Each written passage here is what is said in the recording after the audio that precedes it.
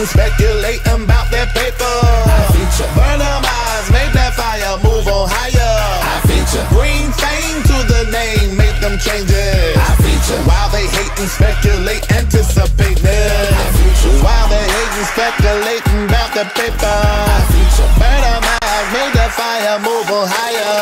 I feature. Bring fame to the name, make them change it. I feature. While they hate and speculate, anticipating. Everybody dance around loud as you can't stop, hard, put your feet on the floor. Ain't nobody fly like you, lift it up, turn around.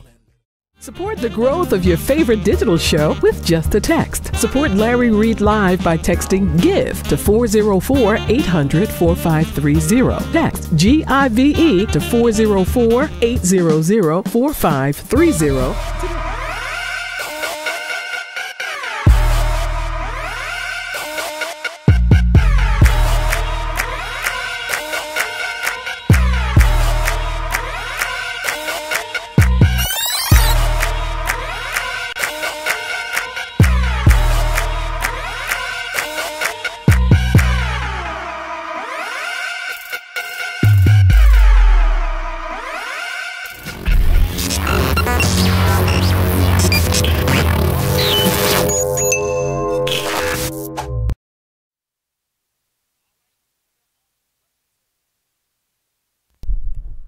Welcome to Larry Reid Live. Good God Almighty. Now, y'all know I don't like to go live 159 times in 1 week, but sometimes I absolutely have to because stuff pop off. Stuff just pop out, and they pop off right on social media.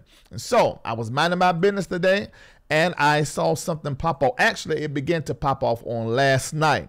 And so, hey, I'm going to talk about it here on today. Now, what I need for you to do is let everybody know that we are on. Share right now if you're watching on Periscope, Twitter, if you're watching on Facebook, or watching on YouTube. And if you're on YouTube, make sure you give a like, a thumbs up, and hit the bell so that you can be notified every time that I am live. And let's say you like watching through Facebook. If you want to get notified there, you can't trust Facebook and all them notifications. You just got to sign up for text. And let me tell you how to do it.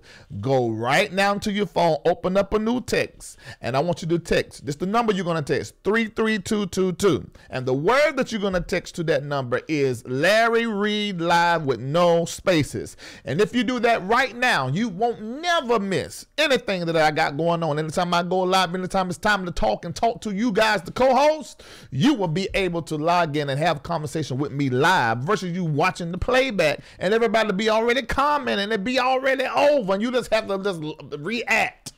You don't want to do that. You want to be a part of the conversation. Now remember, if you want to watch me and you can't watch me because you scared of who's going to be watching you watching me at the same time, what you need to do is you need to go and subscribe over there on YouTube, because you can watch on YouTube incognito. Incognito, you can watch on YouTube. I can't see who subscribed. I can't see who watching. I can't see who's sharing or nothing. They got all of that just in privacy. So I can't even see none of that. But on Facebook, I got you. Either somebody you friends with, somebody can let me know if you watching, you ain't supposed to be watching. You know, your pastor don't want you watching me, and some of your work people don't want you watching me, but you like to watch me. I understand. I get it. Okay, let me tell you the story. Now, this is the first thing that I was sent in my inbox, and it was this post, and I'm going to read it to you. I saw this post here. It says, congrats. It was by Andrea Garrison. All of this I took from offline. Congrats, Bishop Victor Cousins. I said, that name sounds familiar to me. Who is that? On your engagement, you only was sleeping with both of us for God knows how long. You was only misleading me for God knows how long. You lie, manipulate, and hurt, and then try to cover it up. How was I due? Hold on, what did I say? How was I due to move with you? Okay, yeah. How was I due to move in with you? That was supposed to be October the 20th. Wait a minute. October, that's the day. I was supposed to move in with you. Well, we're going to change that. I was supposed to move in with you on the day. But you're engaged now? Okay. But you're a man of God, right? So you literally go around hurting women, but you have daughters? You think this is okay? God said anything built on a lie will fall. Now, I don't know where that script is at. Maybe that's must be Message Bible. No, folk quote Message Bible like it's the King James Version. And the King James Version don't be talking like regular folk. It be that darn Message Bible. Mind you, I've known you 8 years. When I confront you, you block me instead of being a man. How do you do this to someone? My kids, your kids, our families, we're involved. But you're doing marriage counseling and leading a church. How, what did I say? How sway? Isn't this what you preach against? And this was the words of this fine woman. Look at this. This girl is flying. Now, y'all know I like white women and I prefer. I'm going to get that right. I prefer light-skinned women and white women. And, you know, this is a yellow bone. So this, you know, I'm sitting in this seat. I got to sit still. What is that now? Red bone, that's right, high yellow. Yeah, I like that. You know, it's just a preference. I have smashed, excuse me. I have dated and been friends with dark skin, all different shapes and sizes, but I preferential.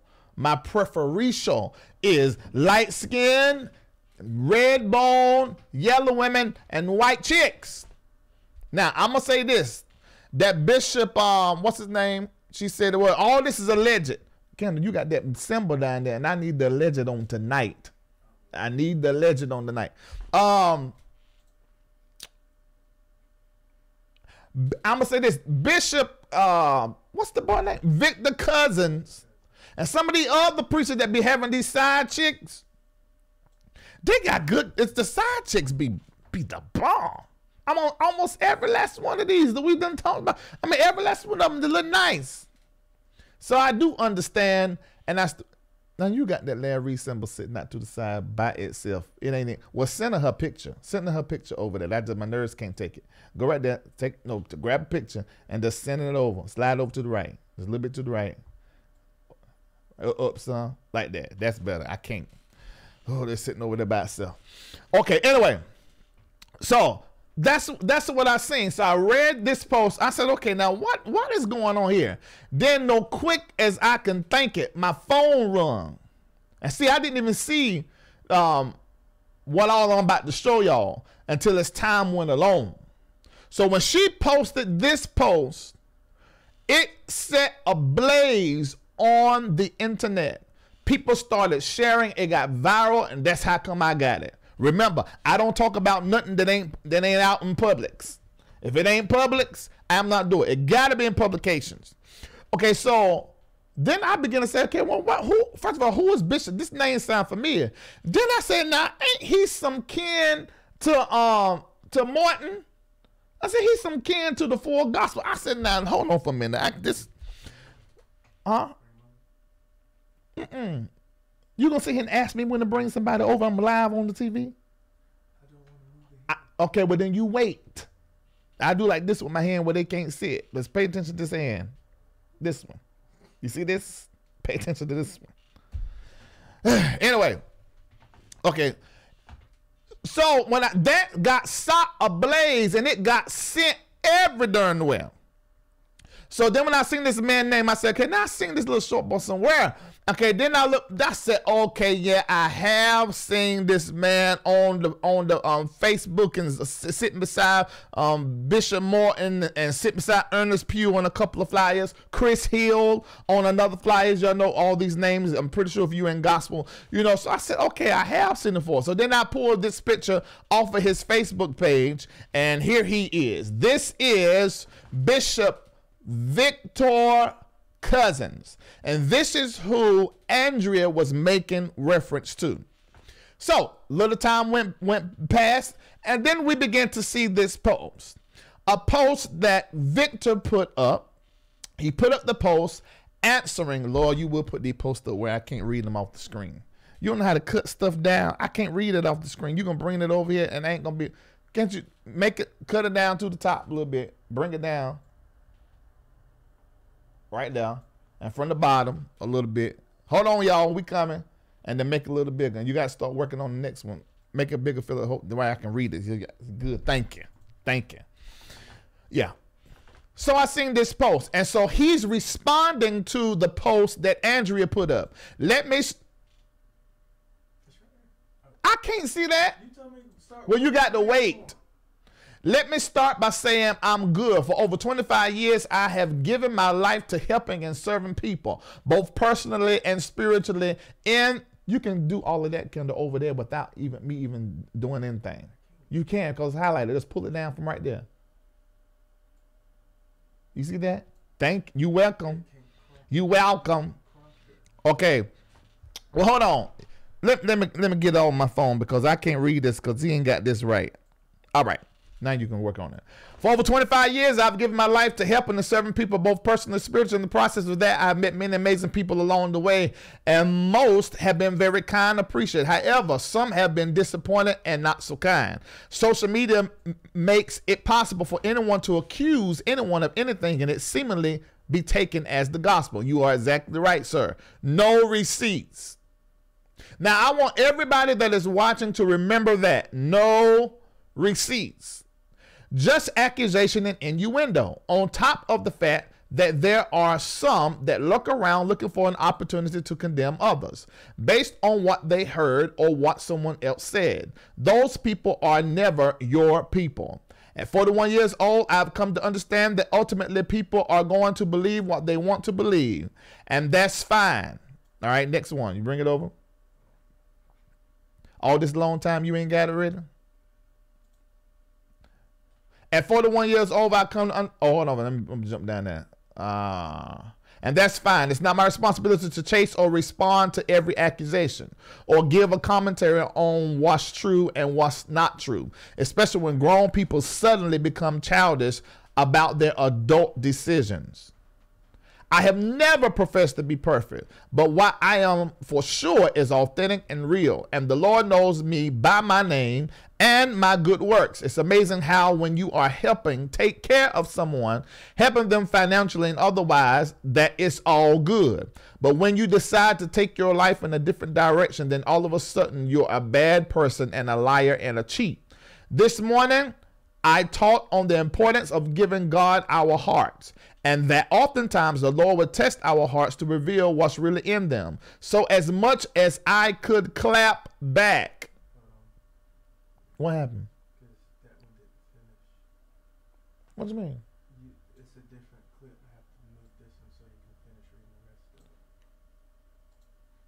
Okay, So as much as I would like to clap back and set the record straight, it's more valuable and prudent to know that it's more constructive to just keep living life, looking forward, and not give in to the attention-seeking behaviors of others. So this was Bishop Victor. Oh God, I'm not good with these names.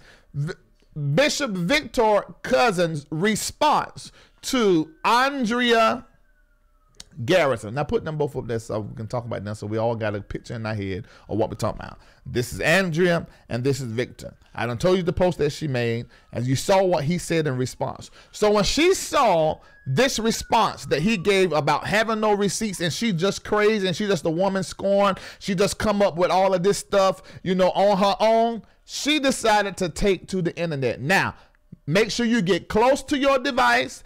This is a 5-minute clip that I pulled from, she had like 3 or 4 different videos, but the first one to me gave the most insight about the situation, and I narrowed it down to a 5-minute clip.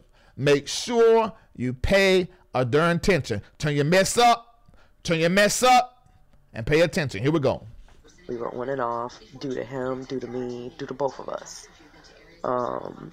Finally, this past April, we got really, really tight again.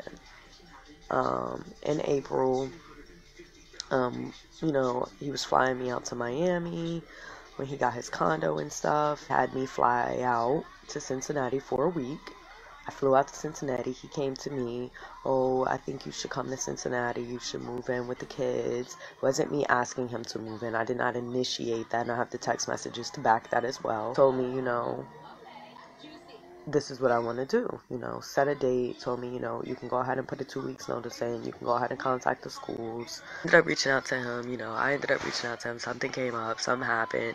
I asked him, you know, do you mind if I come a couple days sooner? This is when he decides to disappear. So I actually just so happened to be with someone at an event that he just so happened to be at. Did not know he was going to be at the event till after the fact. And someone came to me and was like, hey, he's here at this event with a white girl. Did you know that he's getting married? And I'm like, what?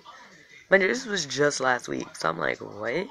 Like, no, like, he's not getting married. Like, what are you talking about? So I'm confused and I'm hurt because just a couple weeks ago, I was just in town with you, and you just had me making plans. Like, I have every right to be upset. Who wouldn't be upset? People could say, oh, this, say, oh, that. But at the end of the day, how would you feel if there's someone that you love and that you have a relationship with, and you're making plans to relocate you and your children and your whole life, and you're putting a 2 weeks notice in and all this and that? At the end of the day, this man literally manipulated me up until the last minute. And I'm willing to call him out, and he knows that I'm telling the truth. No one's mad that he decided to move on. He has that right. He has every single right to move on and be happy. That's not the problem. The problem is, don't use me until you can't use me no more, and then throw me to the wolves and then make me out to be some psychopath who's stalking you and who's harassing you, because we all know that that's a lie. You guys already seen when I don't text him back and I don't call him, what does he do? He resorts to emailing me. So I'm not harassing you. Just come to me and just say, hey, Drea, you know what? Unfortunately, this isn't gonna work. I've decided that I'm gonna be with someone else, and that's what it is. You literally led me on, Vic, up until the final moment. I didn't find out that he had proposed to her till well after we had already left Miami. Miami was already done and over with. We had already packed up that condo, and that condo was done. Don't get me wrong, I appreciate everything that you have ever done for me. I appreciate all the times that you listened to me, that you let me vent, all the times that you let me cry. I appreciate all the money that you've given me, the times that you've helped me, the times that you've coached me through stuff. You were there when my brother died. Like, I have a right to be hurt.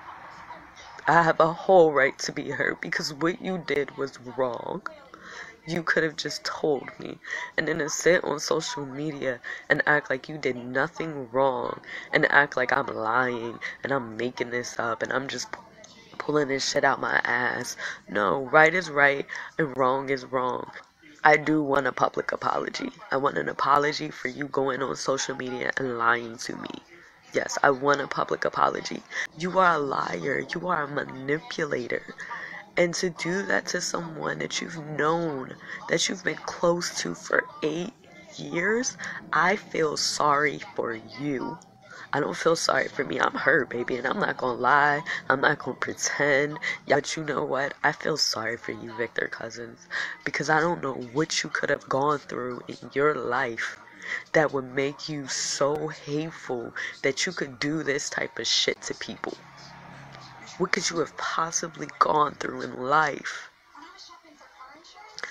that you could do something like this to someone that you've known for 8 years? You take my kids out, you take us to the movies, you take my babies to Dave and Buster's. Like, my kids call you, my kids ask about you, my kids say, where's Mr. Vic? Like, how could you do that to someone? And I'm not going to say that you let me on for 8 years, because then I'd be lying on you. We dealt with each other, we didn't deal with each other, we dealt with each other, we didn't, but then we got back, and I thought that we were solid because you were telling me that we were. And if I was naive for that, sure. If I was stupid for believing you, sure. But when the heart wants what the heart wants, and when you love someone so much, when someone has become your best friend, I mean, what do you expect? Like, you had me. You had my mind. You had my heart. He did. He had me. He had my whole fucking mind. And I allowed it. Like, I allowed it. I'm not gonna lie. I allowed it. But how much responsibility can I really take when you've been doing this to me and I'm not the only one that you've done it to? So obviously it's not just me. We can't all be lying. We can't all be wrong, Vic. We can't all be crazy. We can't all be delusional. We just can't. But, you know, you give your Donald Trump responses. You hide and you lie. So what I'm going to do is I am going to give you an opportunity to apologize. I'm going to give you a chance to come forward and just keep it a buck with me. I'm going to give you that chance. And if you don't, that's on you. Okay, you heard what she said. Now, first of all, there was a whole lot in that clip. Really need to look at it again, but I know y'all probably ain't got the patience to look at this again, but I would like to see it again so that I can just really soak into what she's saying before moving forward and having commentary about it. But in a darn way. So, clearly, she has been in an on and off again relationship. Now, let's put allegedly at the bottom. Okay? I ain't got no time to fool up with nobody. Allegedly, she has been in an on off again relationship with Bishop Victor Cousins. And this has happened for, and this relationship, it has been sexual, this relation, allegedly, and this relationship has involved the people right around them, including their children, allegedly. And as a result of the relationship that they have had together, somewhere at some point in time, it turned into a sexual relationship and they began to have sex. So she said on, off again.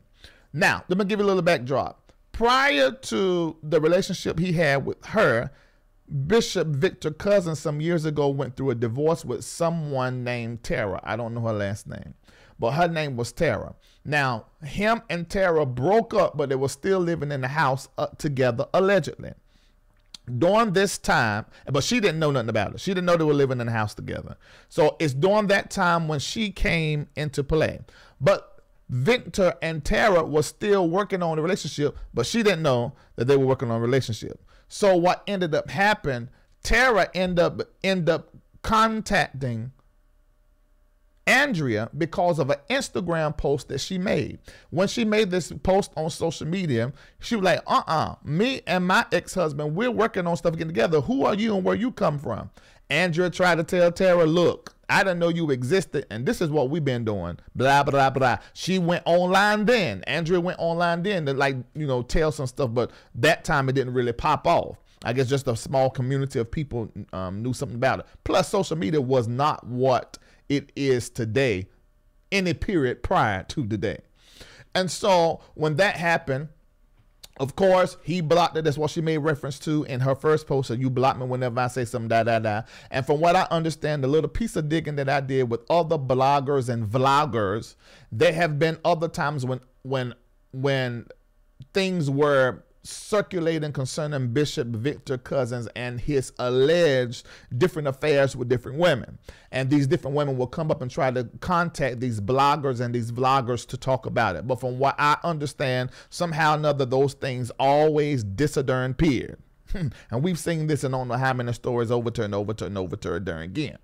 So Tara and her had a little situation. Tara ended up like, girl, you know what? You exactly right. And she ends up writing a whole book about the experiences that she had with her. I have not talked to Tara. Tara may call me after this. Maybe we'll do an interview if I still feel like I'm invested, or if I feel like there's anything that we can talk about as a result. Because the main thing I want to talk about, this is why I'm telling you the whole story, because the main thing I want to discuss as relates to Victor Cousins. Is he a minister, meaning he's just a man who God has anointed and gifted to do what he do, and he has the humanity and flaws he has to deal with? Or is he a manipulator, a criminal, a predator? Which one is he? And this is just our opinion, and it's just off of the alleged information. We don't mean any maliciousness. We don't mean any harm. We don't want to affect his job or his career, although we do realize sometimes that can happen, but that's not what our motive is. You know, you have to check with Andrea. I don't know what her motive is, but I'm speaking for Larry Live and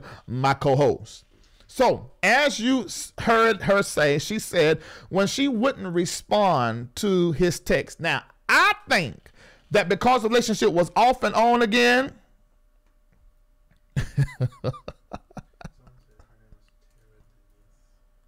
I ain't saying the whole name, but in the comments they know the first wife's whole name. Hold on.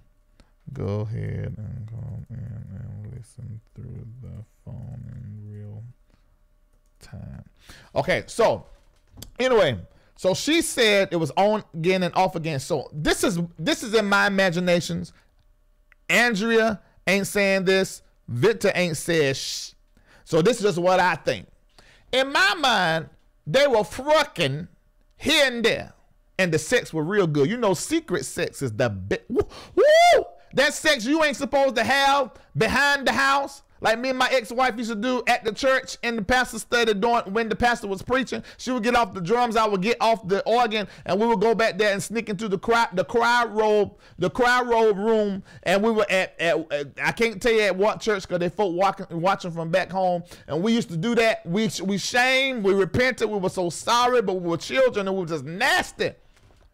I say what church it was, because both her parents are deceased. Mine was living, and mine used to be embarrassed by what I say. It was at White Oak Grove Pikeville. George Wiggins, where George Wiggins was the pastor. I get up off the field and we'll go back there and oh Lord, you know, sometimes that sex is the best sex, like the sex you ain't supposed to have. It put that little extra on top of it. You're supposed to, like, you're supposed to be quiet, big sure I don't say nothing. And all that be turned up and built up, and it just make all your nerve endings just tend to attention. And it just seems like everything feel good, the breathing, the touching, everything, even if they ain't even washed that good. You just overlook it, you know, because you just, you know, it's just a little sin. That's just your sin. I don't mind that, a little piece like that. So that's what I think. The secret sex was good. And so they will hit each other up every once in a while. I don't think it was all Victor. I think sometimes she would hit him up for the peen. He would hit her up for the vagina. But that's what I think. And as a result, sometimes she wouldn't respond back fast enough. This is what she said. And so he would resort to emailing her. So let's look at 3 emails that he sent to her, and then we're going to run a commercial. And then on the phone, already I'm looking at her number, is Andrea Garrison, and she's going to allow me to interview her. Look at this email. LOL, no comment. I had to cut out. It did come from him. I just cut it out. I got the whole email, but I cut out all that top part. LOL, no comment. Yes, you do. June 20th. Wow, that's Father's Day weekend. I'll be on a cruise with the kids. Leaves on the 18th. Returns on the 22nd. You want to have sex with me now? Will you swallow? And can I put it in that? Oh, wait a minute.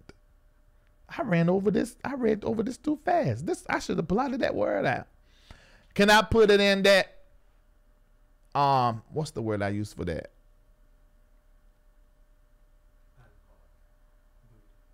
No, I use a specific word for that. Can I put it in there? That arse. Let's say that arse. Put that arse. Can I put it in that arch too? You so nasty, bitch. Bishop, you nasty. All right, next email. What's the average age of the people there? How many people did you say are there? The ones from a week ago? Yes. They show no pathogens in my blood. Wait a minute. They are good. Gearing up for the summer. He's not getting a car. He's getting an Escalade. What color panties you wearing? Bishop, you nasty. I miss you too. Haven't seen your face or heard your voice. It's been a minute since it's been this long. Hold me up in prayer. Love you too. Sent from iPhone. Okay, hold on. Hold up. Shout out to the white lace panties. Good night.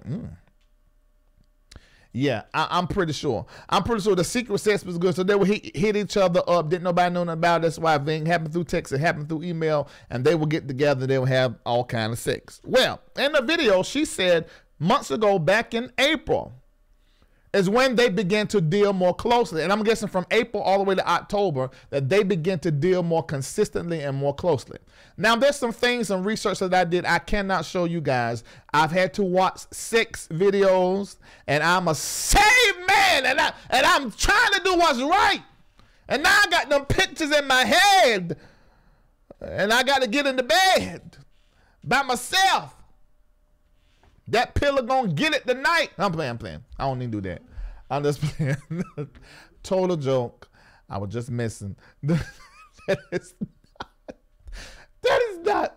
I wouldn't do that. Wouldn't that give you burns? I can know. Nah. And my skin is sensitive too. I can't be rubbing up on no pillow and no floor. Anyway, okay, so that whole comment about let me put it in the. I saw some content to where I know that's exactly what he liked. That's all I'm gonna say. And the other thing that he liked, I'm how to say this. He likes for allegedly. You got it now? He likes for. He has a built-in mic that God gave him that we call ping, and he likes everybody to sing up on the mic. Okay, the best I can do with that. All right, so anyway, I want to ask her some key questions that come to my mind, and I'm gonna be neutral because this is off. I just want to know. I just want to know. Watch this commercial, and then when we come back, we're gonna talk to Andrea Garrison, the person that has put this out online and blasted it for all of us to be talking about it. The 300 of you over here on Facebook, the 500 of you over here on YouTube, and you all want to know. Okay, so we're going to talk to her, and we're going to find out. Hold on a minute. Andrea, read your inbox, gal, because I didn't know which one of these numbers is you, so I don't let somebody on this show that I don't want to talk to right now. Okay, so watch this commercial, and then we're coming right back. And if y'all got businesses, you sure better watch this commercial and write down this number too. JK Associates LLC has 20 years of experience working with individuals, business owners, entrepreneurs, and small businesses. They specialize in IRS tax resolutions. If you've received a notice from the IRS regarding your taxes, please call. They can help. 404-736-9177. They provide assistance with filing prior tax returns. IRS penalty abatement can help business owners save on their Schedule C self-employment taxes. They can answer all of your questions. Visit the website at jkaassociates.org. That's jkaassociates.org. Or call 404-736-9177. That's 404-736-9177. Jada K. Abernathy, CEO, JKA Associates LLC. Accounting and Business Advisory, making the financial difference. Call now, 404-736-9177.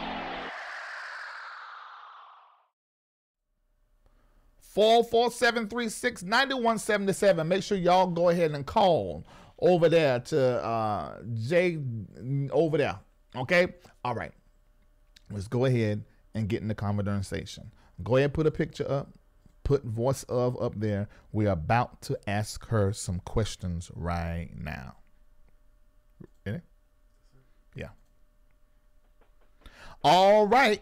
You're live, Andrea Garrison. Thank you so much for calling in to the Larry Live Show. Hey, can you hear me? Yeah, I can hear you well. I can hear you good. And I know you don't have a whole lot of time, but I wanted to ask you a few questions and also give you the opportunity to maybe share some things that you've already said in your video, because everybody hasn't seen. There's almost 1,000 people that are on listening to you right now. Will be many more thousands after it's all said and done. The first thing what I want to know, how did you meet Bishop Victor? It was in 2011. I was actually at my sister's house. He DM'd me on Facebook. He reached out to me on Facebook. Oh, I've never seen you before. You're gorgeous. Da, da, da, da. I told him, I had been to your church a couple times. This was before he was at the one on Waycross. He was at the church on Compton. I told him, I had been to your church a couple times. Da, da, da. He asked me if he could pick me out. I said, sure. He picked me up. We went out, and it went from there. Oh, wow. Okay. So the relationship began like a relationship that a man would have with any woman that he see on Facebook, see on social media, hit her up and just want to go out on a date. Yeah, I mean, like when we first went out, the first time I ever went out with him, he took me to his church. He had just opened up the new IBC. He took me there, took me on a tour. We went out to dinner. We talked. We just started out as friends. And then from there, we started sleeping together. He didn't make any real commitment to me or anything at that time. We were just seeing each other, close sleeping with each other, and that's when Tara came in the picture. She found that me and him had already been together with each other for months, started getting a little bit more serious. But at that time, he had not committed to me, no. Okay, so he was not. Tara basically reached. Okay, say what you just said. You're talking about Tara. So after you guys started dealing, so Tara.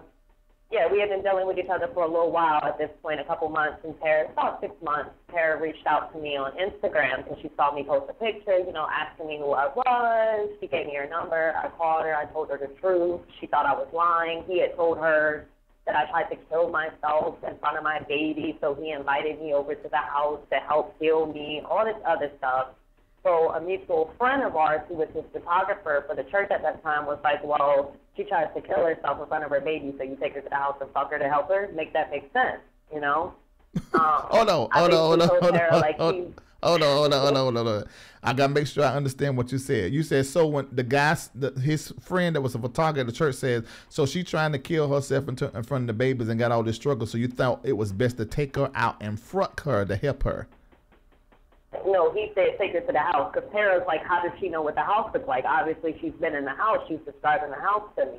Okay. And that's when he was like, so she tries to do all this, and you thought it was the way to heal her was to take her home and fuck her? Oh.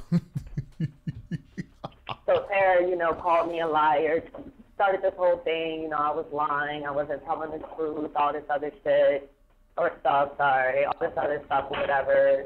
She was very mean to me, very hateful towards me. Like, she was angry at me when she should have been angry at him. Because, like I told her, I didn't know, I was actually hurting for her. Like, I could only imagine how she felt, Mm-hmm. And I was like, my intention wasn't to harm you. I didn't even know you existed outside of having his kids, How many kids do you have? I was allegedly 6, but there's supposedly more. But, I don't know. Oh, okay. Yeah, because what I did. 6 that I know of. Yeah, because in my research, I also found, and this is alleged information. This is not true. I cannot prove that it's true at all. It's just alleged that there is an older child that nobody knows. That's what? Yeah, there's allegedly an older child that's in Dayton, supposedly, that nobody knows about. Okay, so the first date that y'all went to the church. Now, this is what I don't understand.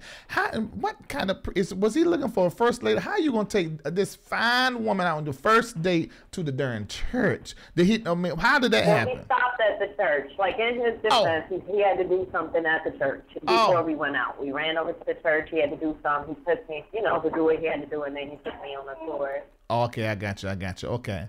All right, so this picture that I have up now, you're in burgundy, he's in a gray jacket, and y'all sitting really close. Where was this at, and how early on in the relationship was this?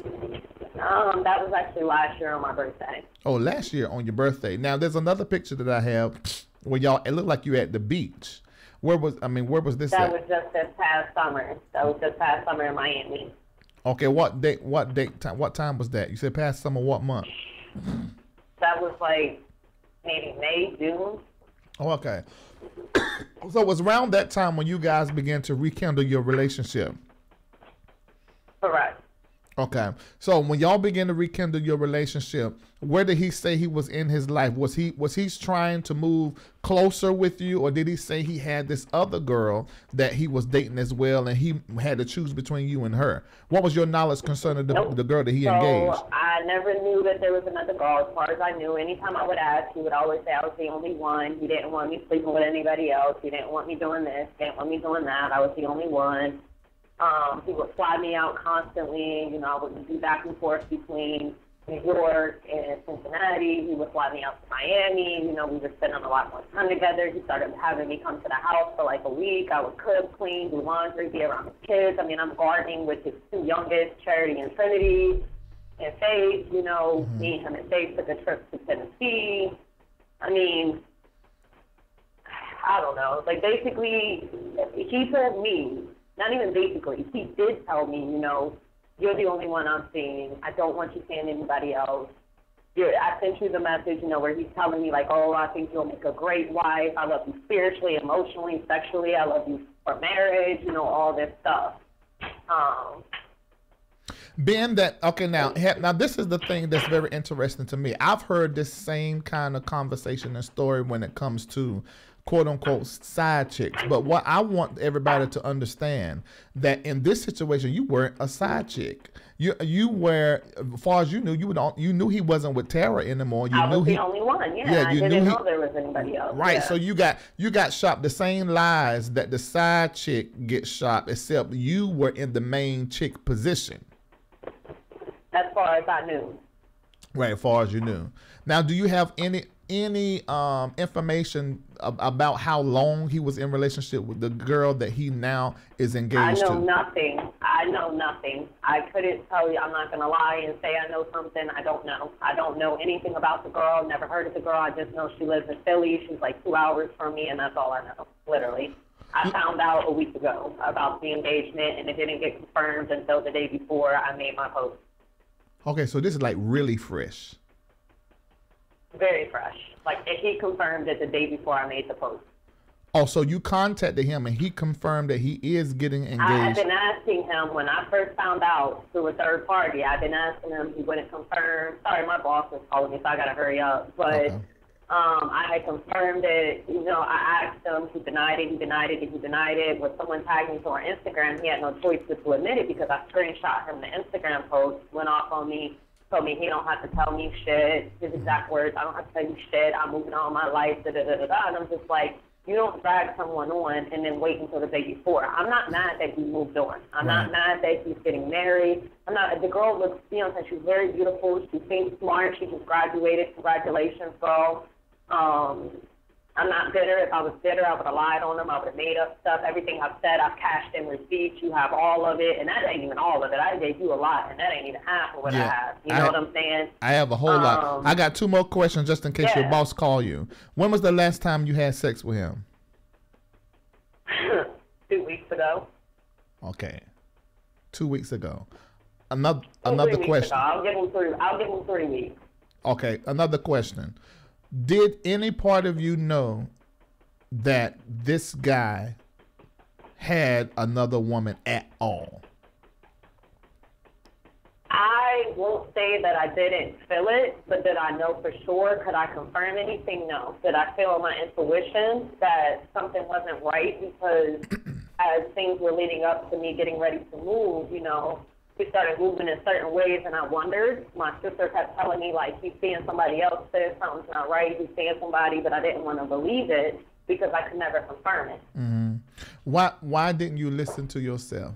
I mean, just if you could just give me the you don't have to answer me quick, but I really want to know. Because, you know, it's just like with anything, you know, like I told you earlier, like it's when you're in a storm. When you're in a storm, you're going through what you're going through, you don't see all the signs. You may see them, but you ignore them because it's not what you want to believe. It's not what you want to hear. It's not what you want to think. And then if you don't have any proof, it's like, it's all in my head, you know. And then when I would confront him, he would just spin it like that. It's in your head. It's in your head. It's in your head. It's in your head. Okay, for every other person, that woman that is in the same situation that you are in right now, and there are many because we keep having to do this on the show, and thank you so much. Thank you so much for taking out the call.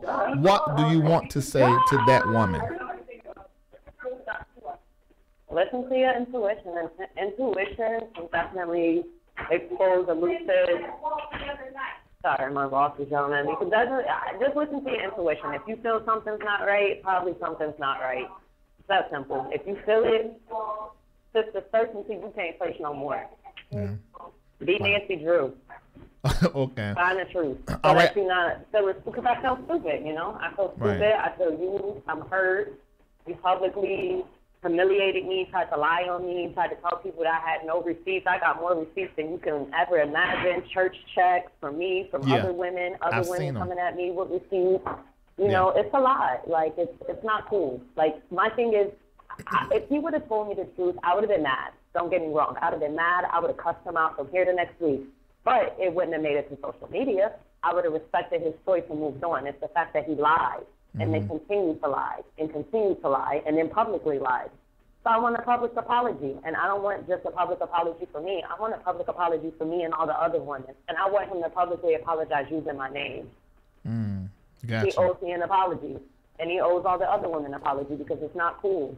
You don't do that to people. If what you are saying is true, I think he does owe you an apology. But one thing I do know is that your emotions and what you conveyed to me here in this interview and on the phone call and with everything that I saw, you definitely have you definitely, your emotions are real, you know. So I hope that you are able to move forward. I pray to God that you will heal and that you will let go of this situation, even if you don't get your apology. From what you tell me about him, from what I know, from what I researched, you know, and I don't know if he's going to ever give you an apology, you know, but one thing that I do hope is that you're able to heal and that you're able to move on. And I'm definitely going to be praying for you. You can stay in contact with me too. I'm going to give you my for real number after this so you can stay in contact with me.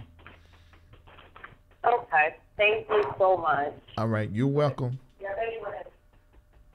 All right. I'm going to get back to work now. Okay. All right. Bye. Bye. Well, so home for a minute. I need... Let me run that commercial again. Give me a minute to get my thoughts together, and I'm going to open up the lines so that we can talk, and let's talk about this, all right? JKA Associates LLC has 20 years of experience working with individuals, business owners, entrepreneurs, and small businesses. They specialize in IRS tax resolutions. If you've received a notice from the IRS regarding your taxes, please call. They can help. 404-736-9177. They provide assistance with filing prior tax returns. IRS penalty abatement can help business owners save on their Schedule C self-employment taxes. They can answer all of your questions. Visit the website at jkaassociates.org. That's jkaassociates.org. Or call 404-736-9177. That's 404-736-9177. Jada K. Abernathy, CEO, JKA Associates LLC. Accounting and Business Advisory, making the financial difference. Call now, 404-736-9177. Okay, we just heard from Andrea Garrison. Minister or manipulator, Bishop Victor Cousins. Now, what needs to happen is for him to call in to speak up for his darn self. Even if he wants to deny it, you need to say something. I think you should say something because this is thick. Now, the question on the floor tonight, is this just a man who, after divorce, smashing a couple of girls, he choose one of the girls he been knowing for a long time, in and out her life. Of course, he a pastor, so he got that whole, I'm going to do nice stuff for you. in the video, she thanked him for being there when her brother died, giving her money, you know, and helping her, counseling her, and all these things. So he's gonna be that person to her. He just choose her, you know, because she was home front for Jangta. I wonder, is that what it is, or is he a manipulator and got community ping? That's what we need to know. Has he got community ping? She couldn't sleep with nobody else. She had to stay devoted. But now she finds out that there's a whole nother woman, and after she done her video, 4 other women with the same videos, with the same counsel checks that I've seen with my eyes from the church account.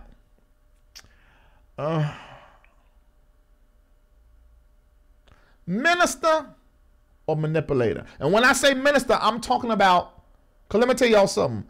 Your talents, your giftings, your abilities, your anointing is in you. It comes upon your humanity. And when you minister all parts of yourself. That anointing, that gift, and your humanity, it goes out to whoever you ministering to. And in your humanity, you can have some things that ain't quite right. You know, and I don't have a problem with ministers, you know, that are struggling in their humanity. You know, you slept with this member. You know, you might have took a little bit more money you should have out the top. You might have told a lie over here. You might have slept with your assistant. Okay, I understand stuff happen. You might fall into some stuff. You might have cheated on your wife. Okay, you're a minister. Men, women that are ministers, they are not perfect. They have flaws. I can deal with that. I might prefer it, to tell the honest truth.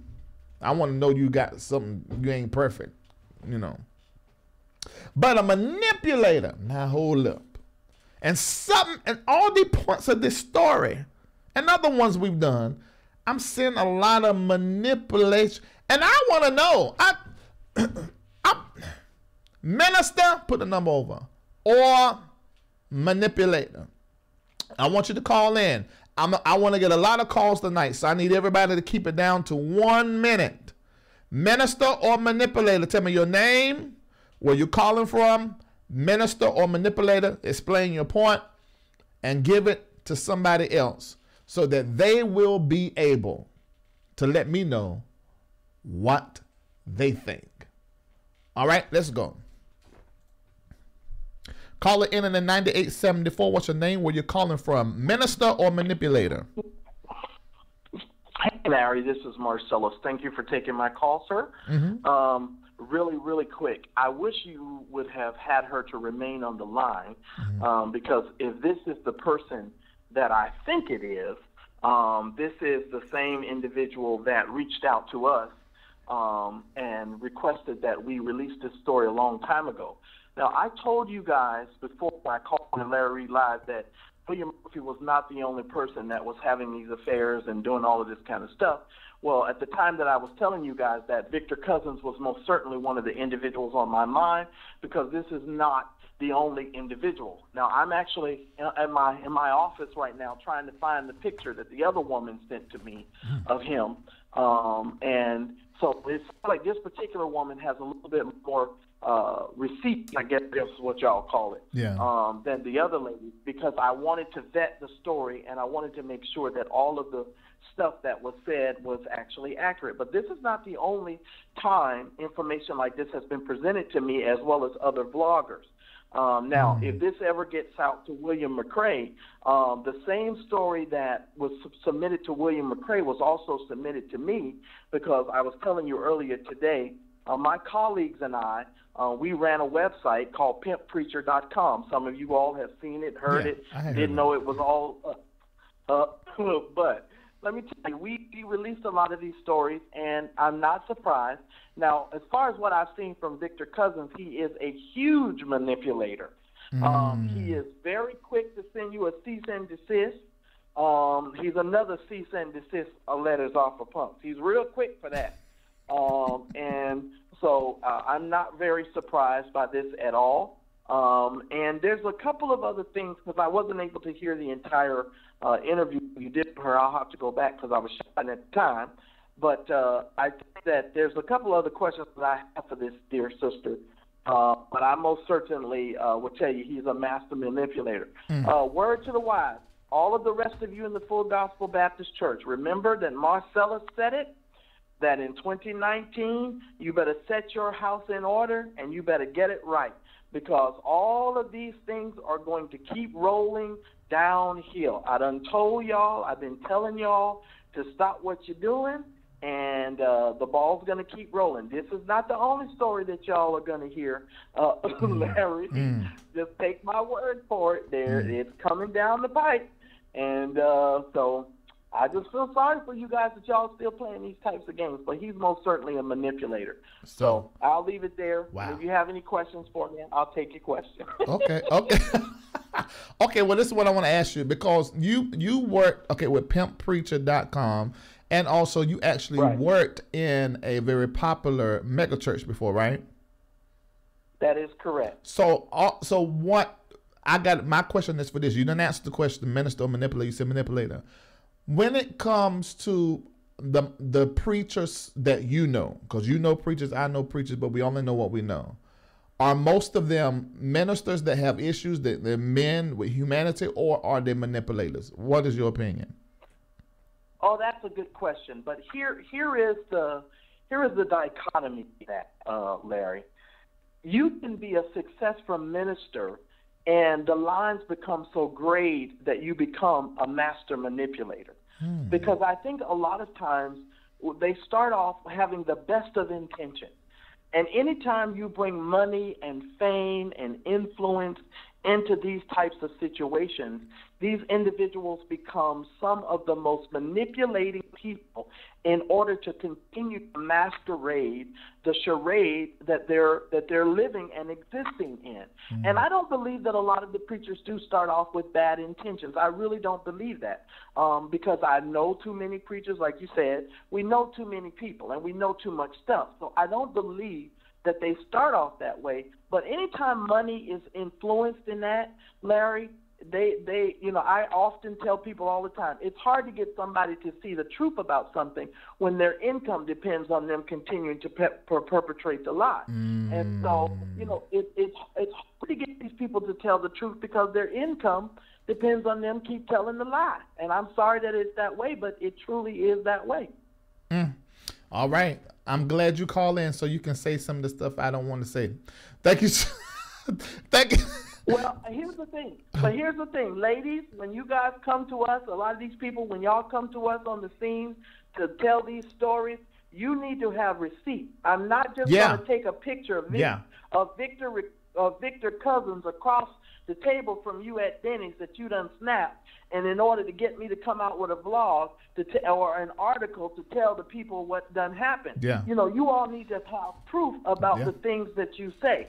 Because I'm not just going to come out with these stories. I held on to this Victor Cousins thing for so darn long, and I've been waiting for people to get the courage to come out and admit to the stuff that they've been doing. And I've been telling people that the internet is the great equalizer, Larry. It is the thing that gives all of these people their platform. So you don't need to be afraid anymore. You don't have to worry about these preachers coming out, trying to keep you quiet. If it's your story, it's your story. And you have a right to tell your story, and you have a right to tell the things that's going on. Full Gospel Baptist Church, I want to just send you guys on an announcement. I've been saying this for a while. Y'all need to set your house in order, and that comes from the head bishop on down. Walk up. Walk up. Walk up. We're watching you. Mary said it. Keep walking. Keep walking. Okay. Thanks so much for calling in, Marcellus. All right. All right. Now, and he's exactly right, because I get a whole lot of stuff people tell me, but if the evidence is not good enough, and you know this with my show, Larry Live, I want to protect my brand and integrity, and I'm also motivated to have a conversation that needs to be had. And if I'm going to put allegedly down there and tell you a story, I've already done so much research you know, that verifies what I'm saying, you know, as much as I possibly can, because I don't want to do a show like this and then I'm not able to talk to somebody. I'm not able to talk to one of the people I'm talking about, look at some emails, some text messages, things that cannot be altered, and be like, okay, now this is a real story. And I don't care how you put it. I know the woman emotions is real. Now, I do know that people can have very real emotions about something that they feel and they think, and whatever they have an emotions about is not the root to that real emotion. I do know that. But it is clear by the text messages and by the emails that the inboxes, there are a whole lot of other stuff that I read, that he had a sexual relationship with her, and by her admission, they just did it 2-3 weeks ago, and today he's getting engaged to somebody else. I saw his responses to the children, how when he was talking to her children, the videos he was seeing, the messages he was sending to the children, them saying hey back, and how everybody interacted with each other. This was like a makeshift household, a family that was created, and then he going to somebody else.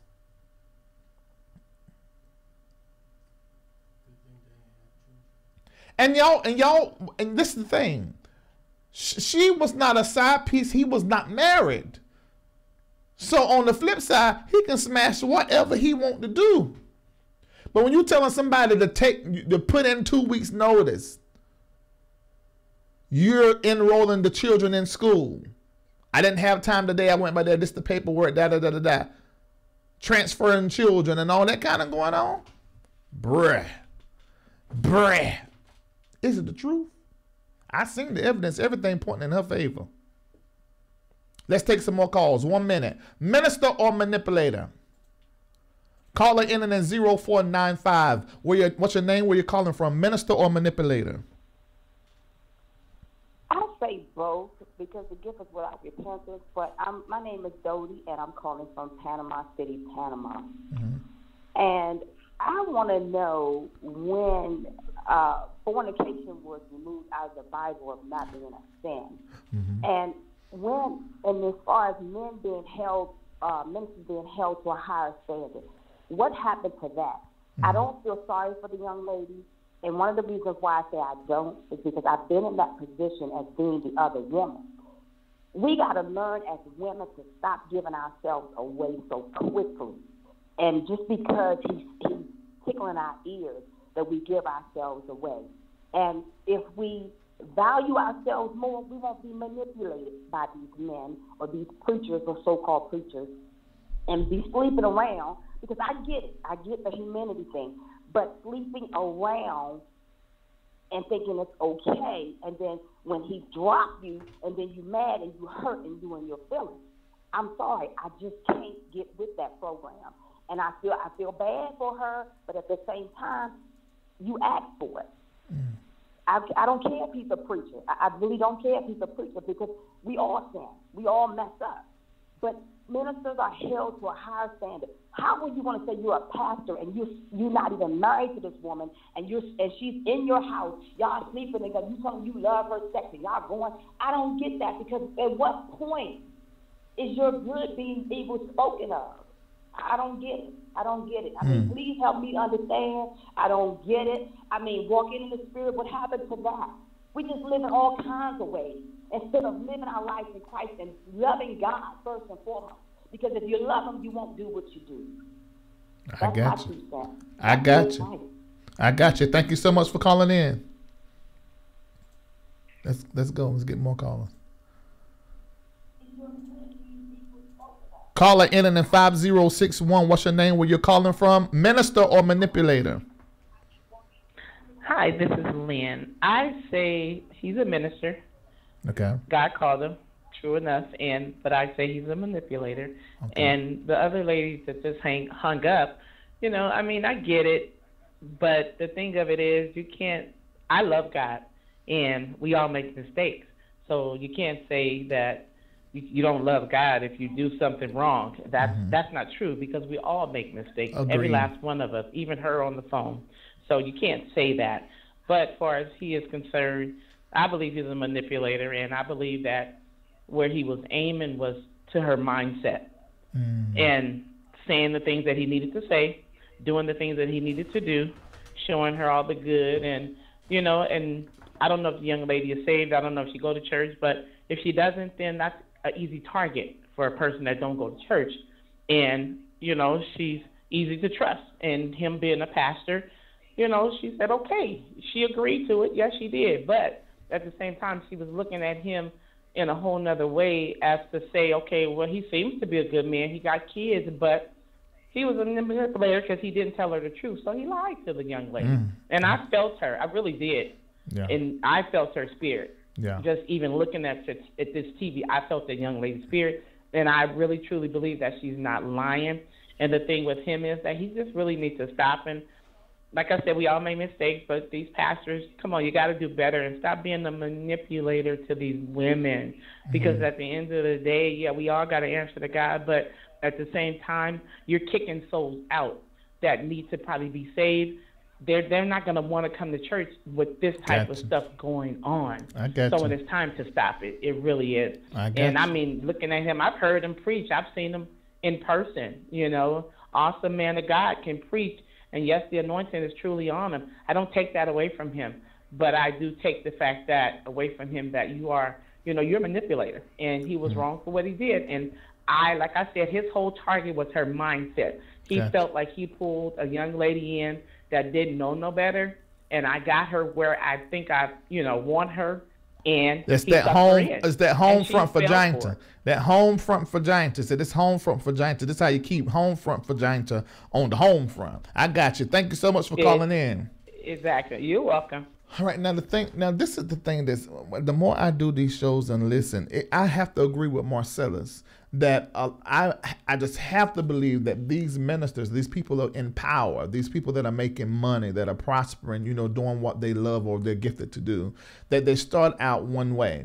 But the system and the way that it is set up, it sort of breeds, if there's any speck of you that is dark or flawed or undone, the way that it's set up, it sort of just grows that part of you to where now you are saying one thing and you're living an entirely different thing. It's not a matter of you falling and having a weak moment. You are literally having fun, and just like any other nigga, I mean, and you got community peen, you tell lies to women, you don't do right by money, you misappropriate, but then in the pulpit you just wonder. But outside of that, you're just like any other nigga.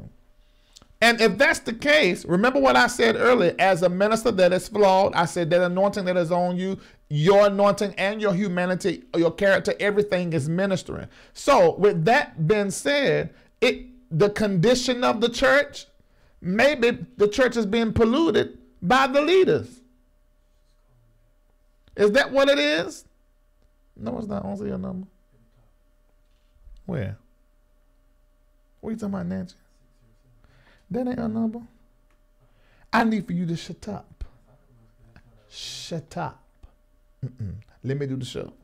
So my question is the church been polluted by the leadership? No. Let's see. Okay, more calls. Caller in 2445. What's your name and where you're calling from? Minister or manipulator? Yeah, my name's Say. Okay. I'm calling from the projects in the Republic of Cincinnati, Ohio. Okay. Right where this clown is from, where he has his church at. He ain't just a manipulator. He a complete fraud and asshole. He out here endorsing politicians, and when you call him out on him, he called Twitter on me. It had them make me remove the post. So I put it on Instagram, and he did the same thing with them. Called them and had me remove the post of me calling him out for his blending politics with the pulpit. I'm like, dude, you need to knock that off. He used to he used to preach in gold chains with medallions that hang down to his waist, like he was Raekwon or something. Like, dude, like nobody, why is you trying to preach like that? You expect people to take you seriously, and then he's endorsing politicians. This cat is foul. And I just told him when we had that little social media beef 2 weeks ago, or less than a month ago, I said, bruh, stay humble, Rev. Get over yourself. And now you got this woman with this story. So he's getting his comeuppance. This was a long time coming for this guy. He been foul. Everybody around here, around Cincinnati, know this cat been foul. And he been needed to stop all the stuff he was into, but he wouldn't listen. He got drunk with power, thinking that he was truly anointed. No, you are drunk with power, corrupt, dickhead, and it came back on you. Ah! All right, thanks for calling in. He dropped right off. He dropped the mic. Okay, so one of the things that she said she wanted a public apology, or she told me this offline. I think I can repeat this. I hope that I'm not oversharing. She didn't tell me not to share. Or she wants Bishop Paul Morton and his team to do an investigation and sit him down and get him some therapy. Because she said there had to be something that happened in his life even prior to being a bishop. You know, because he was ordained by Bishop Morton before Bishop Morton turned over the full gospel to, what's that guy name? I can't think of who he is. And she said something had to have happened for him to handle women like this, because she's talking to the other women. They're all banded together, possibly could all end up on this show talking about it, along with some other women surrounding some other prior stories that I've done. And to just talk about, because one of the things I want to see happen is like one of the callers said, I want to see women, you're going to be a woman. You just a woman. And you're going to love hard. Your heart is going to be open. That's just who you are. Don't want you to change during all. But this is something that I had to do as I started pastoring. I had to learn how to mix my head into whatever was going on in my heart so that I never lose my footing. And sometimes I will lose my footing because I just follow my heart, trying to help people doing what I thought would be good, and sometimes putting myself in bad situations. And then, but when my head got involved, I began to untangle the mess, the web that I had done weaved and fooling up with niggas, you know. And so I want to see people just get smarter out of this.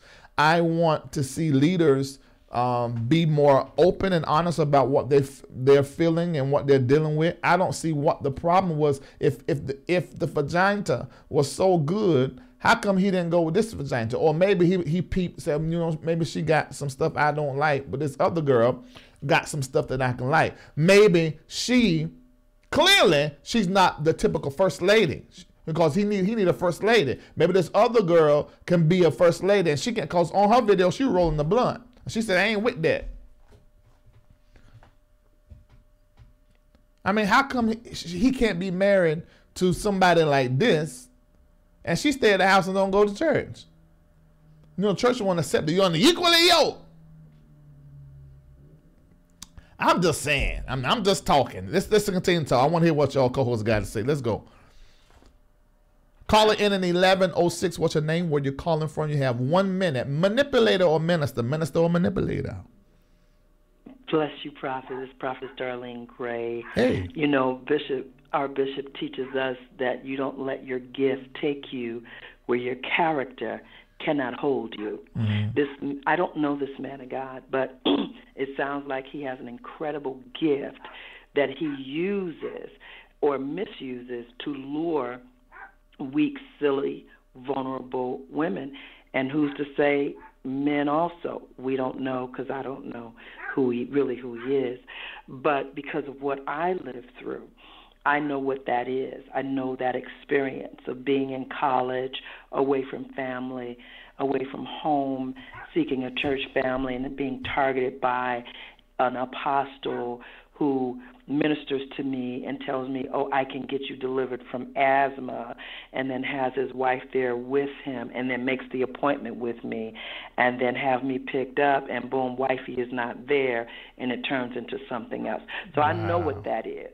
Wow. I know what it is to be molested in the church at 13 years old. Wow. I know what that is. You know, and so it's so many levels, and that's why God had me write the book that he had me write, because there is a such thing as a God complex, the Oz behind the curtain. Men and even women will present themselves as, I can help you, I'm your source. I can heal you. I can get you delivered. And then when you begin to take your guard down, lean on them, and then, here comes the big bad wolf out of grandma's clothing, waiting to devour you. And one thing I address in my book is that God's lambs are not set aside to be your lamb chops on your plate. Bless you, Prophet. Let me say this to you, because you said something, and I'm just coming to the awareness that is true. This is what I thought. Okay, somebody say, like me, I said, I can help you. You got this problem, you got this situation. This has happened in my life. I got this problem now. And the reason why I say I can help them, because I've overcame in that area. But then in me dealing with them, and we're dealing and we're talking, and then I'm going through what I'm going through in my life, and I begin to realize within myself, oh, I just suppressed and buried this. I really had not been totally, worked through this or delivered or rescued or got, or however you want to look at it. And then this thing come up again. And now we both sharing about what we dealing with. And now we are in a position to where now we like Bonnie and Clyde. We going out and we smashing. I'm not saying that actually happened, but this is an example of what true has happened in my life. So I thought that if that ever happened with a preacher, or a pastor, that's what happened.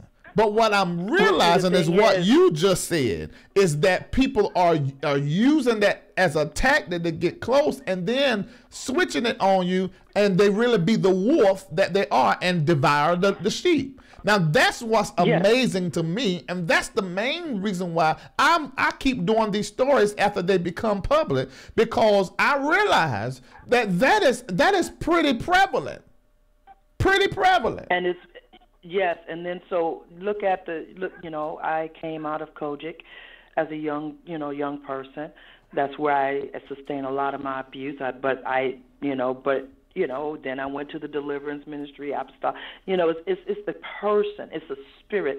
And look at Zachary Timms, a wonderful man of God. But when you don't work on yourself, and God will deal with you, God will prompt you to address certain things, and you just keep trying to shout over it and preach over it. Oh, I ain't got time. I'm busy for the Lord. You too busy to work on your own. But the church has to take some responsibility, though. NA meeting or AA meeting. But listen, the church to go to therapy, and you've been molested. I get what you're saying. But the church has to take some responsibility for this, the way that it is set up. And this is why in my book I talked about the 3 approaches, and let the church say change, and helping people problem solve. 3 different approaches that I think local churches need to use. Dr. Mark Sharona, he's forwarded that book. It's because I think that the church, the way it's set up, sort of force you to put on your mask, play your role, do what you're supposed to do, and that is serving God, and that's being a Christian, as opposed to sitting in your and really telling the truth about your and then making sure that you work through your that ain't what the church promotes. Be open, be honest, be transparent. Churches. Say what now? That's why we have more churches and people, leaders like Bishop Yvette Flunder, that's coming on the scene strongly, and people are flocking to there because people can be transparent. And in those types of ministries, they set up NA meetings and AA meetings and different kind of support groups where people can begin to address without and overcoming the pain and shame. But the problem I have with those ministries is that there's no true, it doesn't work towards deliverance. It works through you save, I'm saved, everybody saved, and we can all screw and shout together. And that's not what God is saying either. Okay, I got you. We've been too long. Nice talking to you, Prophetess Darlene. Tell Bishop Jordan I say hey. Yes, sir. Bless you. All right. Bye. All right, let's go. I ain't even holding to my own 1 minute rule. I'm just running my mouth. Okay. Call in at 0827. What's your name? Where you calling from? You got 1 minute. Manipulator or minister? Hello, you about to mess up? You about to mess up? Should be listening through the phone. Can't listen through the computer. Come on, you here? Hey there. Hey there. 5, 4, 3, 2, 1. I'm so sorry. I hate that. Okay, caller in 2608. What's your name? Where you calling from? You got 1 minute. Minister or manipulator? Hey, how you doing? Good morning or good night. My name is Raphael. I'm actually calling from Cincinnati, Ohio. Pretty much 2 minutes away from the church itself. My grandmother is a member at this church, and the way how things are actually running from when I've been there before is that the pastor or bishop, he has been actually asking people for money a little bit more than what they're supposed to be given based off of their income. And the way how things are going about right now, it seems like that he would be a manipulator in my books because of the fact that, you know, we always have that one part as Simon by nature, Peter by spirit. And the way how he's going about with this is completely wrong. In my opinion, I feel like that he's supposed to step up and show the young one in our community that this is what you're supposed to go. These are the laws that we're supposed to go by. And he's just voiding out that whole ordeal. It's just he's just not doing what God's intending us for us to do. Like, don't get me wrong, his anointing is there. Yeah, that's what I heard. The way how he's carrying out the situation is completely uncalled for. If he was going to do what he was going to do, make sure it's behind closed doors and doesn't be presented publicly or to the church, because now at the end of the day, you will have members that looked up to you. They may end up walking out of your church, and you're still going to have faithful servants in there following after your word because they trust exactly what you're saying. You say you have family members that can go there. Now, I'm going to tell you, put alleged down there. There's some alleged information that I want you to verify. If you can't verify it as a rumor or alleged information, then just say, I don't even know. Number one, has other men came in there to shoot or to fight with the pastor because him sleeping with other people's wives? Oh, yes, that's actually confirmed. It was a time where he actually has bodyguards. Okay, I got one more. I got one more. The money you already verified said they've been asking for extra money in there. Have you heard the rumors of women receiving money, church checks? Have you heard any rumors of that? Yes, we have. Okay, I just want you to know I seen the checks with the names of different women. That's all. All right, and the thing about Andrea Garrison, we actually went to school together back in 2007, so I know her personally. And she's not the type of person that actually will go out and try to cause drama. She's true and genuine to everything that she says, and she puts her heart and soul in everything that she does, so she wouldn't have no reason to lie about the situation. Okay, so this is alleged information, but I just wanted to verify my alleged information with the caller's alleged information. And we thank God for this alleged connection on this alleged information, this alleged confirmation. Thank you so very much for calling in.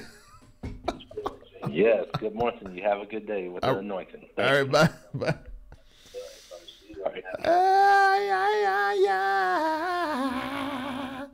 Oh, Lord, help us, cause the preacher putting his pain everywhere. Oh, help us, cause the preacher putting his pain everywhere. Here and there, there. I can't do my run. There is this cold water. Preacher putting his pain everywhere. Lord help us, cause the preacher putting his pain everywhere. Oh Lord help us, cause the preacher putting his pain everywhere. Here and there, here, Don't get it twisted. I still can sing. I just a little messed up here. I got a little cyst on my thing. Woo! Lord. Nancy. That's crazy. Okay. I mean, straight up community pain. All right. Take some more callers. This is some very interesting conversation too. Caller in 1303. What's your name? Where you calling from? You have 1 minute. Minister or manipulator? Hi, Larry. This is Tanya. You have a predator on your hands. Okay. And the young lady was what was interesting, what she said, she described somebody who had had a major trauma as well.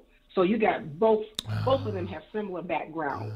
She just went one side. He went on the side of a somatic narcissist, and she's an empath.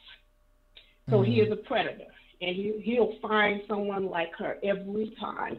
That's what my strong suspicion is. Now, interesting enough, the only victims I see are the people that were footing the bill sitting in the congregation. Those are the real victims.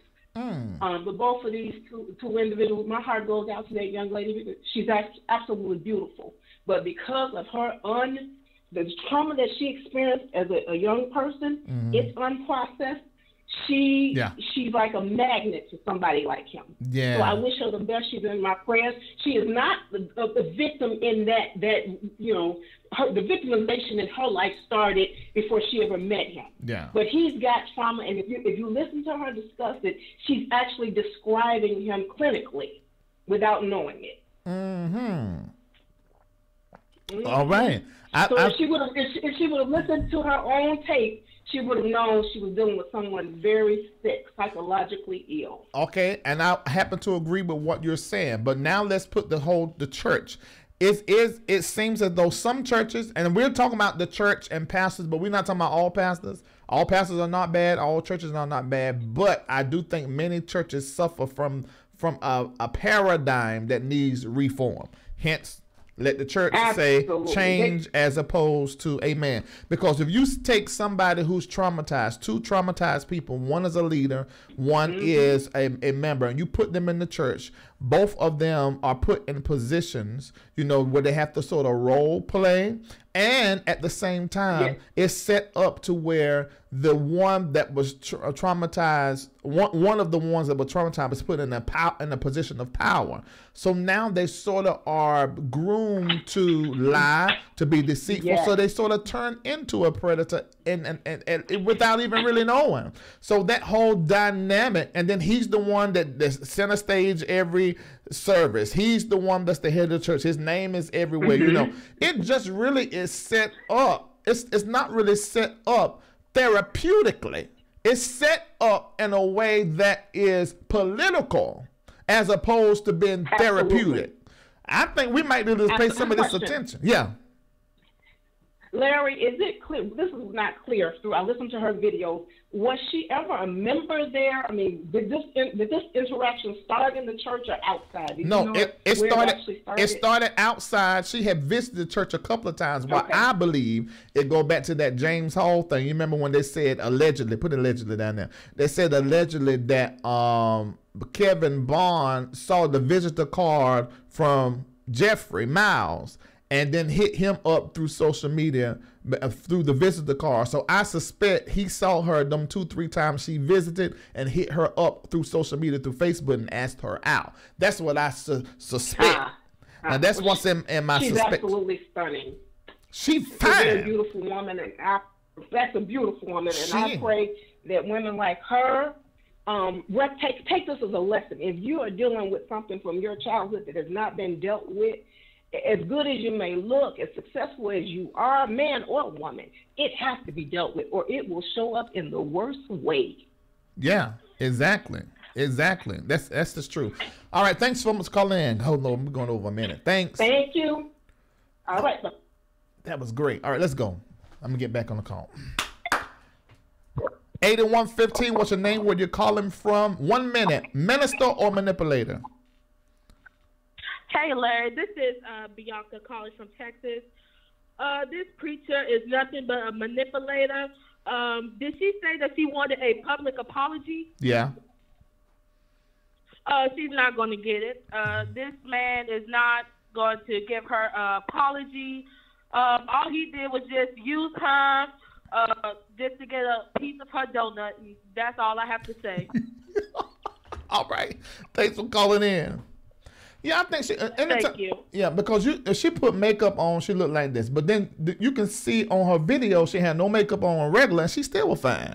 She's not no ugly woman. I mean, maybe I'm being a little bit extra because she's my preferential. All right, let's go. No, she's not. You like it too, don't you? Kendall, what you doing over there? But I want to see both them hands on that computer. Yeah, we sort of got the same taste in women. All right, call it in the 8283. What's your name? Where you calling from? You got 1 minute. Minister or manipulator?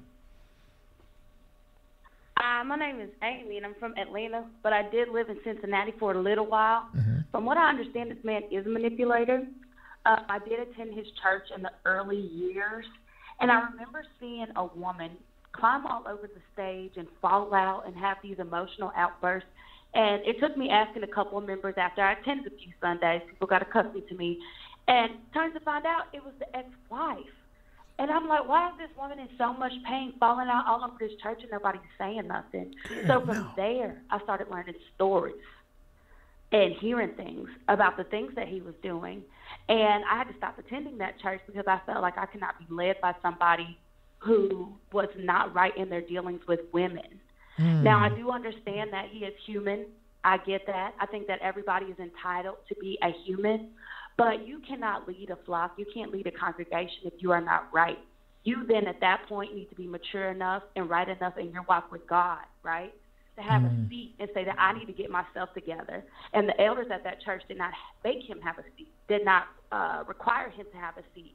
So they are partially at blame for this too. And now you have a situation where this young lady, and apparently, clearly this has happened to multiple women, but you're in a situation where this young lady is having to come out and speak on things that have been happening for years and take all this backlash. And it's just so negative. Well, this could have been prevented and it didn't have to be public because they could have dealt with this situation years ago. Mind you, I attended that church almost 5 years ago.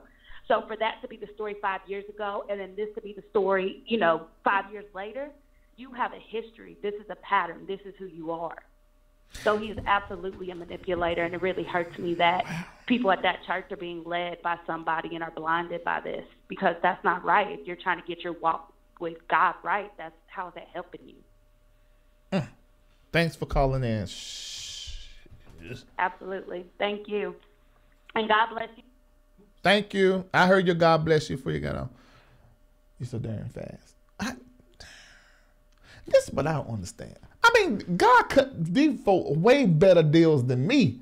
I don't let me get away. Let me pray, y'all. Wait a minute. Lord God in the name of Jesus. How come, why in the whole hell I'm in the heaven?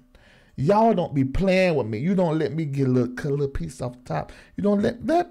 It's like my mess don't get to last long.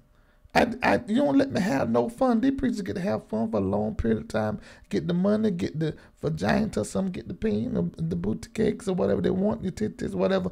And it just seems like you just letting them go on and they're going on and they're big prospering and the big old church and big old members and all that stuff and they do all they want to do. Let me try to do something. You ready to snatch something from me? I need explanations. You can give it to me in a dream. You can give it to me through a prophet. But they ain't but like two prophets that I listen to. Or you can just tell me right now. Amen. All right, let's go. I want to know. Call it in the 4966. What's your name and where you're calling from? You got 1 minute. Minister or manipulator? Hello? Yeah, I hear you. I'm sorry. This is T from Cincinnati. Oh, okay. You got the floor. I say he's a manipulator. You say he's a manipulator. Turn your device down. I'm hearing myself in the background. Hold on. Can you hear me now? Yeah, I can hear you. Okay, yeah. I say he's a manipulator because, for one, you're a pastor, and he's using that platform to basically do what he wants. You know what I'm saying? And, you look at a pastor, and he's supposed to have a certain way of living, and he doesn't live that, and he meets a girl. And he, you look at him like, oh, yeah, he's a pastor, he's a good man, he's this, he's that. But then he turns out to be, somebody that's preying on her. You know what I'm saying? He's taking her out, he's doing all these nice things, and then you get her to, oh, let's move in together, let's do this, let's do that. Like, no. And they'll go to Miami, all these different trips and stuff, and down to his condo. She decorating the condo, they're cooking and going. Jesus. See, and I know Drea personally. She's a good friend of mine. Okay, and I know the type of woman that she is. And I honestly feel like he's just doing it, you know, just because. You know what I'm saying? He's definitely a manipulator even inside the church, because you have people that's following him, people that's watching what he's doing. And I kind of feel like his congregation is like, well, shoot, if the pastor can do it, then I can do it, you know? So and the whole church fucking. But, you know, huh? The whole church fucking, ain't nobody living right? I'm telling you, like, that's what it seems like, because, you know, I was on those comments on Facebook. And I was in there and I was watching, I was reading, and I'm going back and forth with people, you know, and I'm telling them, like, how can you follow a person that, you know, does so many things, you know, that's not right. And not only that, you know, I've seen the receipts, I've seen the text messages, I've seen everything. Did you see them videos that I seen? You seen them videos I seen? Did she show you them videos I seen? I don't know. I don't think so. I've seen the video of him talking to the kids. I've seen that. I saw that. I've seen where she confronted him, and he like cussed her out up and down. I saw that. Yeah. And I was just like, whoa. You know, I was, you know, brought up Pentecostal, you know, and I still go to church, and I'm like, nobody acts like that. You know, and I just feel like he needs to step down. Like, that's my opinion. Right. You know, you might call yourself a minister, but a minister has a way of living, and he don't live like that. Okay, I got one more question. I got one more question. Uh-huh. Since you're a close friend, do you feel as though she was in love with him? I do. Yeah. Okay. And I feel like that because, I mean, you can see it. Like, just like when she goes live, you know, you can see the hurt. You know what I mean? Like, people been hurt before. You know, you can see the pain. You know what I'm saying? You would never go this far, you know. Yeah, because she said she did. She said on one video she didn't want to say nothing publicly, but because he went out and then painted her like she was crazy and then threatened her, talking about you ain't got no receipts and all of that. She said that really hurt her, you know, and it really took it to where it is now. Okay, all right, let me let you go. I think what he yeah, go ahead. Thank you so much for calling in. Thank you. All right, bye bye. Okay, next one. Call it in 5303. What's your name? Where you're calling from? You got 1 minute. Minister or manipulator?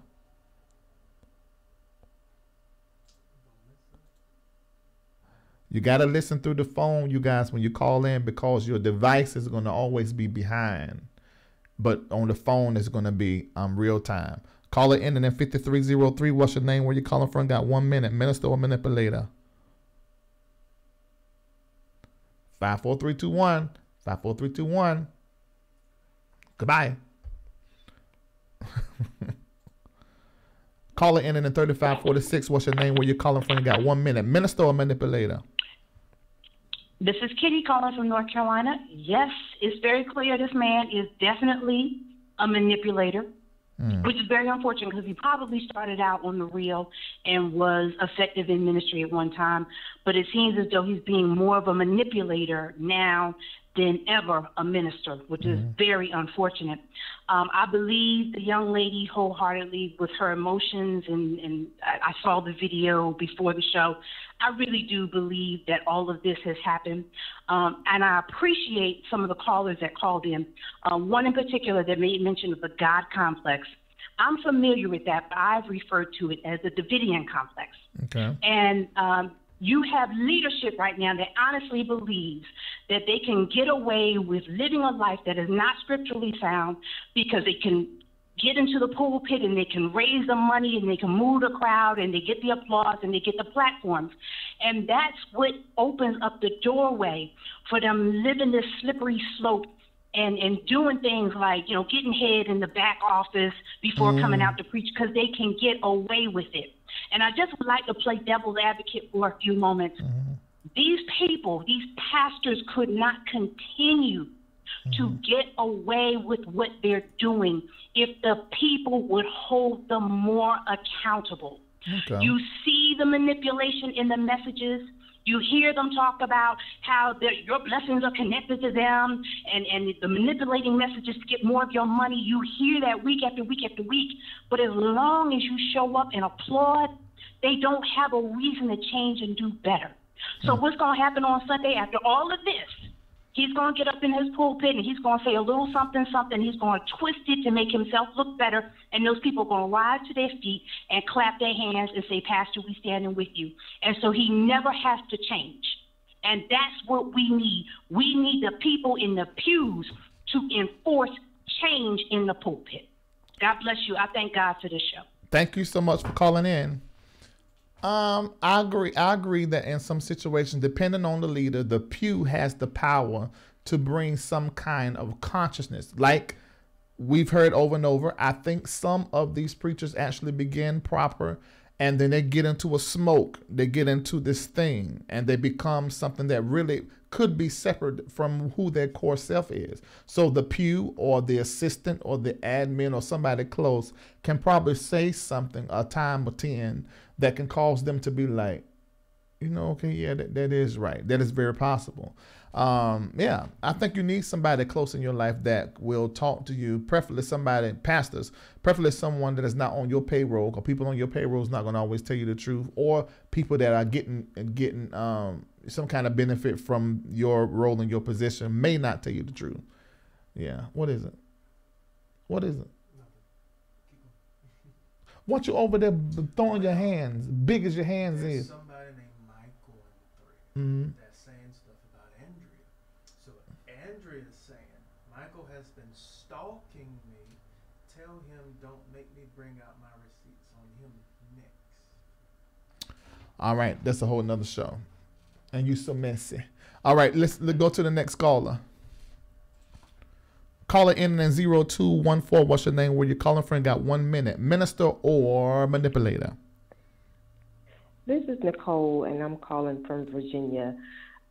I really would like to know, how is it that people, and not just pastors, everybody's calling in saying that people are human, but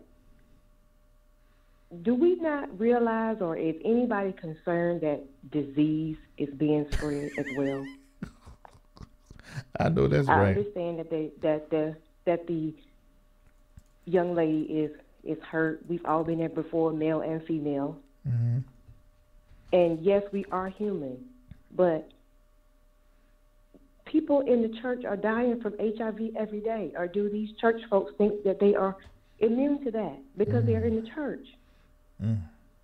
They are dying from STDs. STDs are being spread. And I don't understand why no one has raised this topic. We're talking about hurt feelings. People are losing their lives. True. That is happening. Married pastors sleeping around on their spouses, and if you're creating children, that means you're having unprotected sex, and disease is being spread. And you go back home, sleep with your wife, you go sleep with all your girlfriends. Someone, please, a medical professional, someone tell me something. Okay, I agree. I hear what you're saying. Let's think about that thing. You got a sick stick. You got a vulgar vagina. No. No. This is terrible. And they make an old cesspool. There's a whole lot of crazy man. Y'all be listening to what this woman is saying. You're nasty. Stop your nasty man. You're going to end up itching. And you can't scratch it. On to the next caller. Thank you for calling. The thing be broke out. Y'all ever look at that blue waffle? It'll make you stop. You won't never have sex with nobody else another day in your life. Let's go. Call it in and 6846. What's your name? Where you calling from? 1 minute. Hey, Larry. Mm-hmm. Hey, Larry. This is Anissa, Pastor Spencer from Indianapolis, Indiana. Mm-hmm. And I'm calling because I want to point out a few things. One, the form of domestic violence is not always physical. It's emotional. I believe that he's an abuser more than he is a manipulator. Okay. I believe that somewhere in his life he's been hurt, and hurting people hurt people.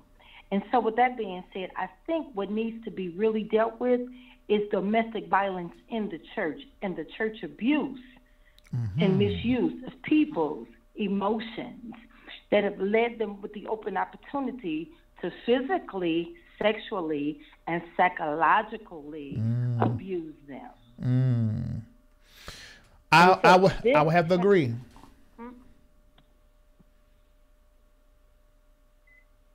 Hello? I hear you. Yeah, I would say I would have to agree. I think power abuse happens a lot of time at the hand of the pastor. I do agree. Yeah, and I, as a pastor, I understand exactly what some of the people are saying, but I also want to say this as a controversial statement, that we can no longer continue.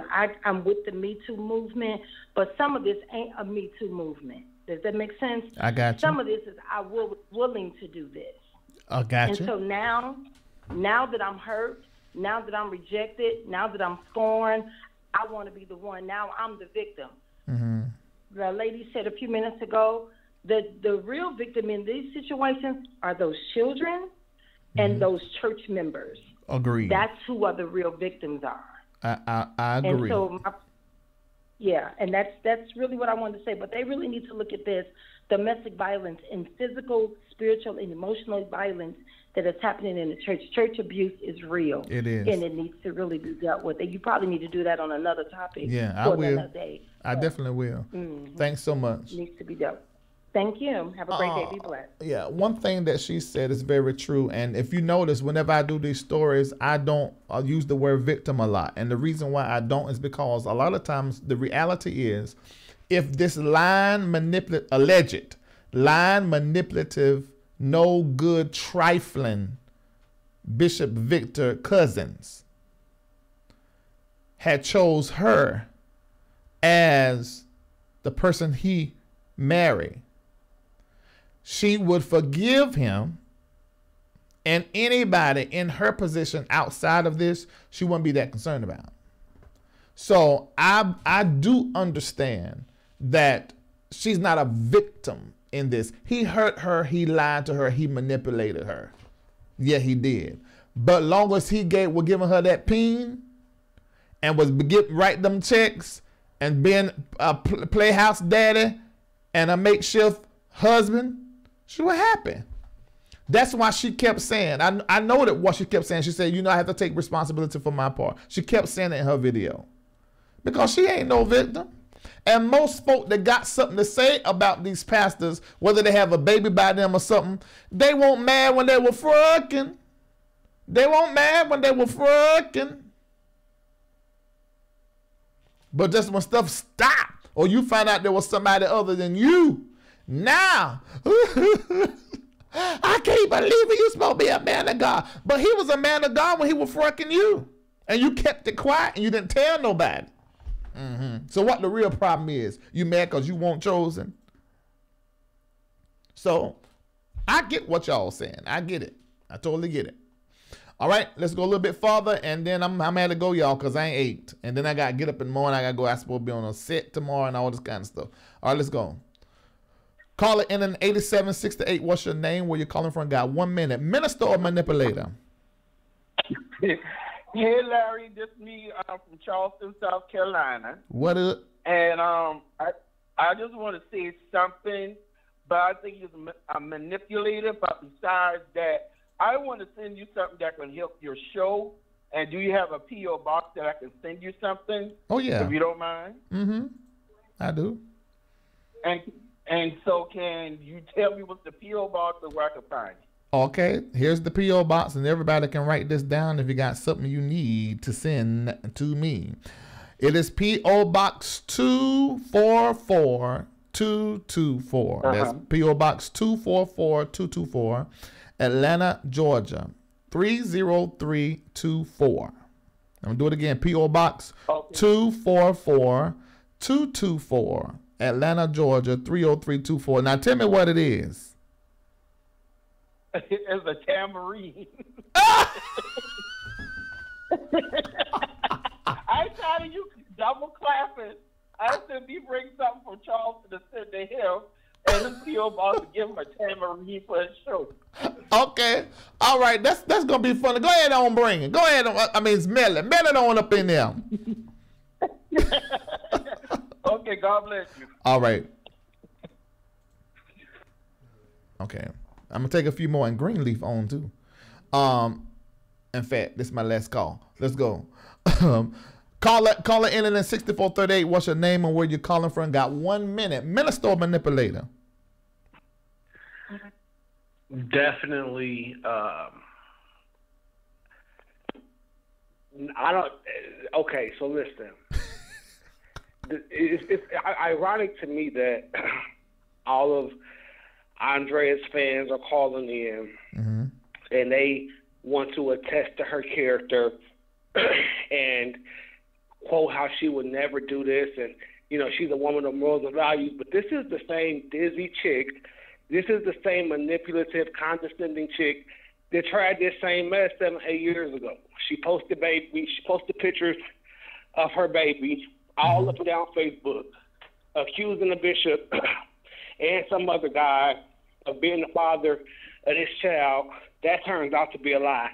She gets MIA. My thing is, Andrea Garrison, if you've been dealing with him for 8 years, you've never met his mother, you've never met his father, you've never met any of his siblings. So how the hell were you so relevant in his life? The real tea is, you saw it because you wasn't a prize and you didn't get the ring. And now you are a woman that's bitter and you're a woman that's scorned. As far as the checks, anybody that's ever been to IBC, Inspirational Baptist Church, knows that he is a man that will go in his pocket, give you money out of his pocket. He'll write you a check. So this is common knowledge. Hell, I got checks from the church. Am I screwing the bishop? Absolutely not. Gotcha. So Okay, that's my point is, I'm sorry, go ahead. So speak some more to that. I mean, because we don't know her, and this is a fair show. We are 100% fair. Okay, so tell us more about that. When him and his ex-wife separated 7 or 8 years ago, she went on this whole smear bishop campaign. The baby, she lied about having a dead baby. They go up to the church to pay for the funeral for this supposed baby. Funeral home tells the family that there is no baby. There is no body. What I'm telling you is she is condescending, she's manipulative, and she's a habitual pathological liar.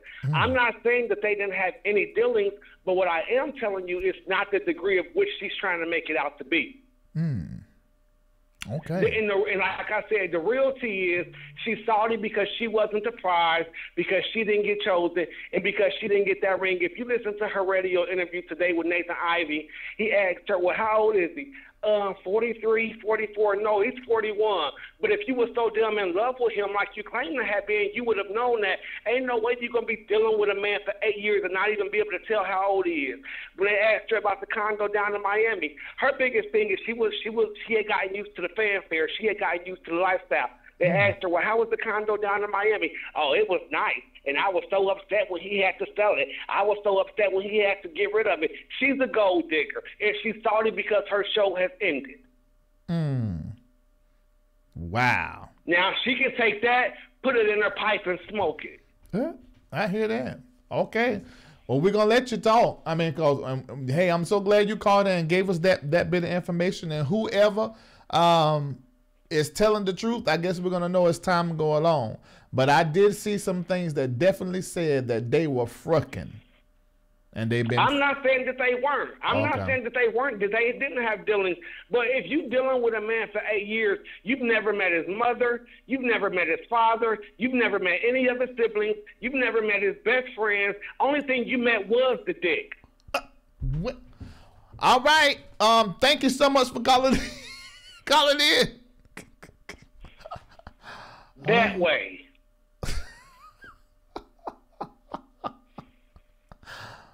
All right, yeah. Okay, hold on, let's look, because she said she wants to respond to him. Scroll down, see if you see it. Oh, that go right there. Yeah. All right, I hear you. You got the floor. You want to respond to this? I'm going to give you an opportunity to respond to this.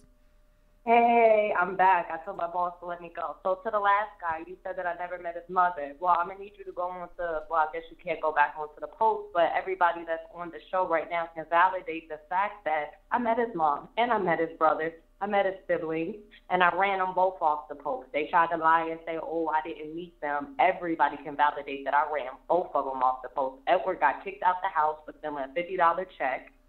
Sherry cousins tried to say she ain't on me, but I drove up to Dayton and picked her and her grandbabies up for Thanksgiving last year. But I never met them, and I ran them off the post. When I ran him off the post, he started inboxing me. Why you involved 90 my mom? seconds. Why you involved my brother? No, they came from me. Now, I want all the viewers that seen that post to let me know, did I run him off the post or not? So don't speak on what you don't know, baby. You can't say who I met and who I didn't meet. You don't know. You sound like a dick-riding, bishop-loving person that's a part of the problem. You are a part of the problem. So before you get on a radio show and start talking what you don't know, get your facts together real quick, baby. I met the whole family, which is why 60 his son seconds. and agreed with me. But I guess that just doesn't matter, huh?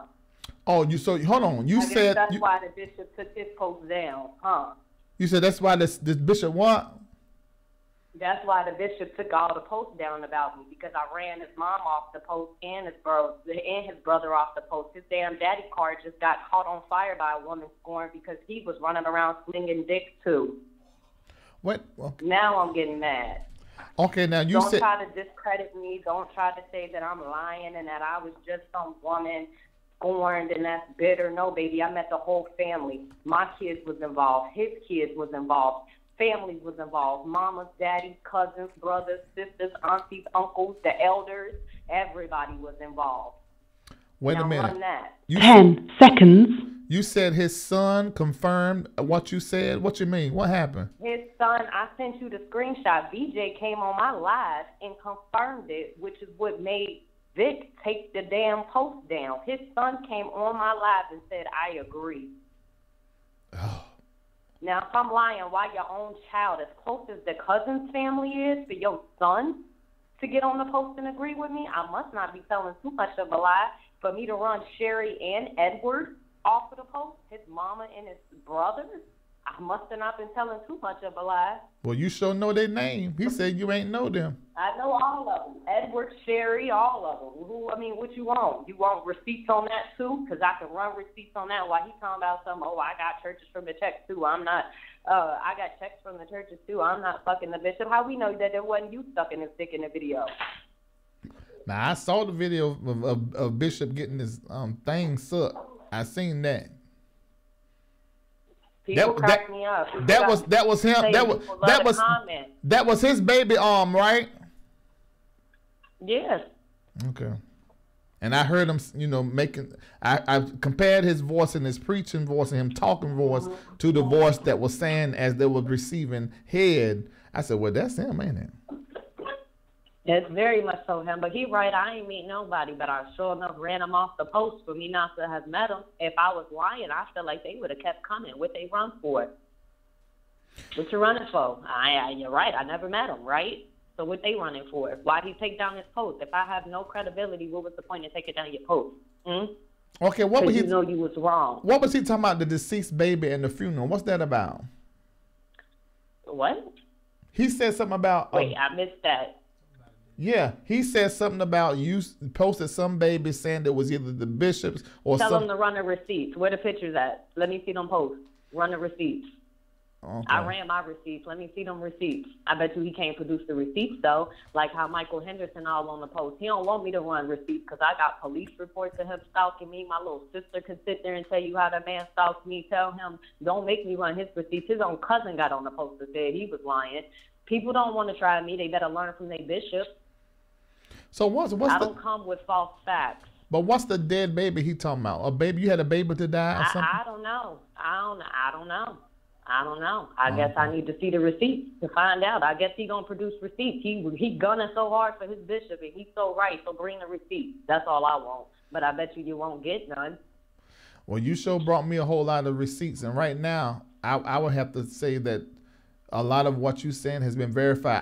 I don't know nothing about your character. I don't know if you're a liar and all this other stuff the guy said, but I do know I seen what I seen today, and people just want me to be the bad person. This is the thing that gets me the most, right?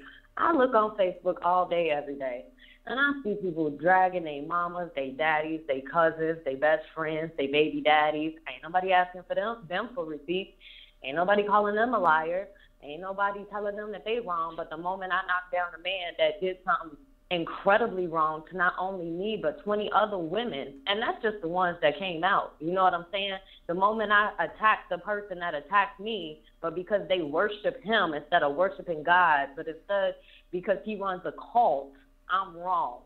I'm wrong for making the post because I'm hurt and I'm angry, but I see people do it all the time. I ain't dragged that man on that post. I ain't disrespect him on that post. I could have lied on him. I could have said he did a lot of stuff that he didn't do, and people would have believed me. But no, that's not me. I have no reason to lie because my truth was enough. I didn't have to and lie that's real. because so my if I was truth bitter, was enough. And if I was scorned, I would have lied. That's what bitter and scorned people do. They add stuff to the story. I kept it real. I owned my part. I kept it a buck. I said, yes, I took them back. Yes, I did make a public post. Baby, you not saying nothing that I already did admit. You just tried to discredit somebody that was transparent. I did what your pastor preach on. I was transparent. I was authentic, but I'm wrong and I'm a liar. Okay. Okay, well, I did what your pastor get up on the pulpit and preach. Okay. All right. You say you off work? Yeah. Okay, well, hold just for a minute. I'm going to take this other call. Somebody wants to speak about something. So I'll just hit the headphone. I think that's what you got to do. Now hit that one. Call in 9036. Call in at 9036. What's your name? Where you calling from? You have 1 minute. Is he a minister or manipulator? Hello? Hello? Hello? I can hear you. Hello, this is Michael Henderson. How are you? I'm doing great.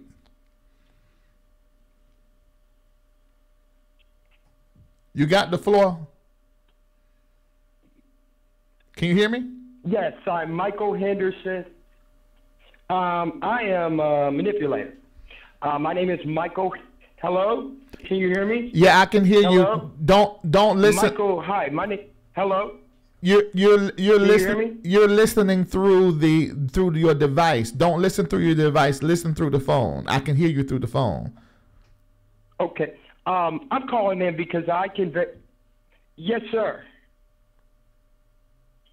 Yes, sir. He's on delay.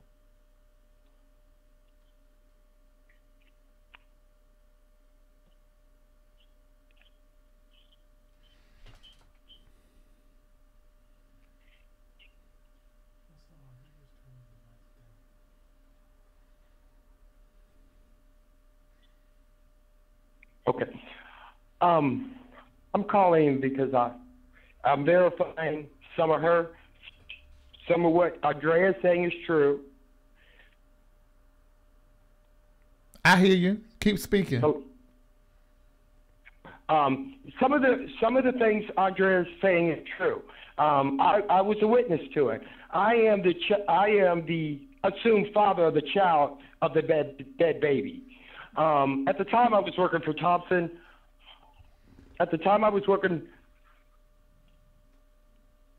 Just keep speaking. I can hear you. Just get away from the device and just talk to me like you're talking on the phone.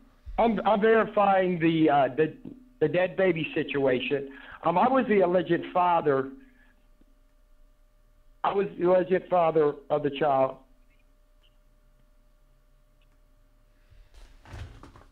He's listening to the device. I can't have this conversation like that. At the time, I was working at Thompson Hall in Jordan. Okay. At the time, I was working at Thompson Hall in Jordan Funeral Homes. And at that time, she called into the funeral home faking a death call for the child. It went to one of the funeral directors at the Middletown. It went to one of the funeral directors at the Hall Jordan in Middletown, and she called in the death call. The baby that was born with my name, Michael N. Henderson Jr., was born on March the 23rd, 2010. I can't. You got put him. Okay. I can't. Yeah, put him on hold. I can't. Bring what's the name back. I can't. I ain't got no nerves for it. And I'm hungry. I need some chicken. I just can't do it. He can't get it right. What is the bad problem? I can't do that. My nerves. I ain't got but like 5 nerves. He killed 4 of them. I got 1 left. I can't take no more. I just can't. What he talking about? This dead baby? Listen here. When you're lying, you stutter. When you're lying, you can't get the truth out. That's when you know you're lying. You can't even tell the lie right. Come on now, Saint.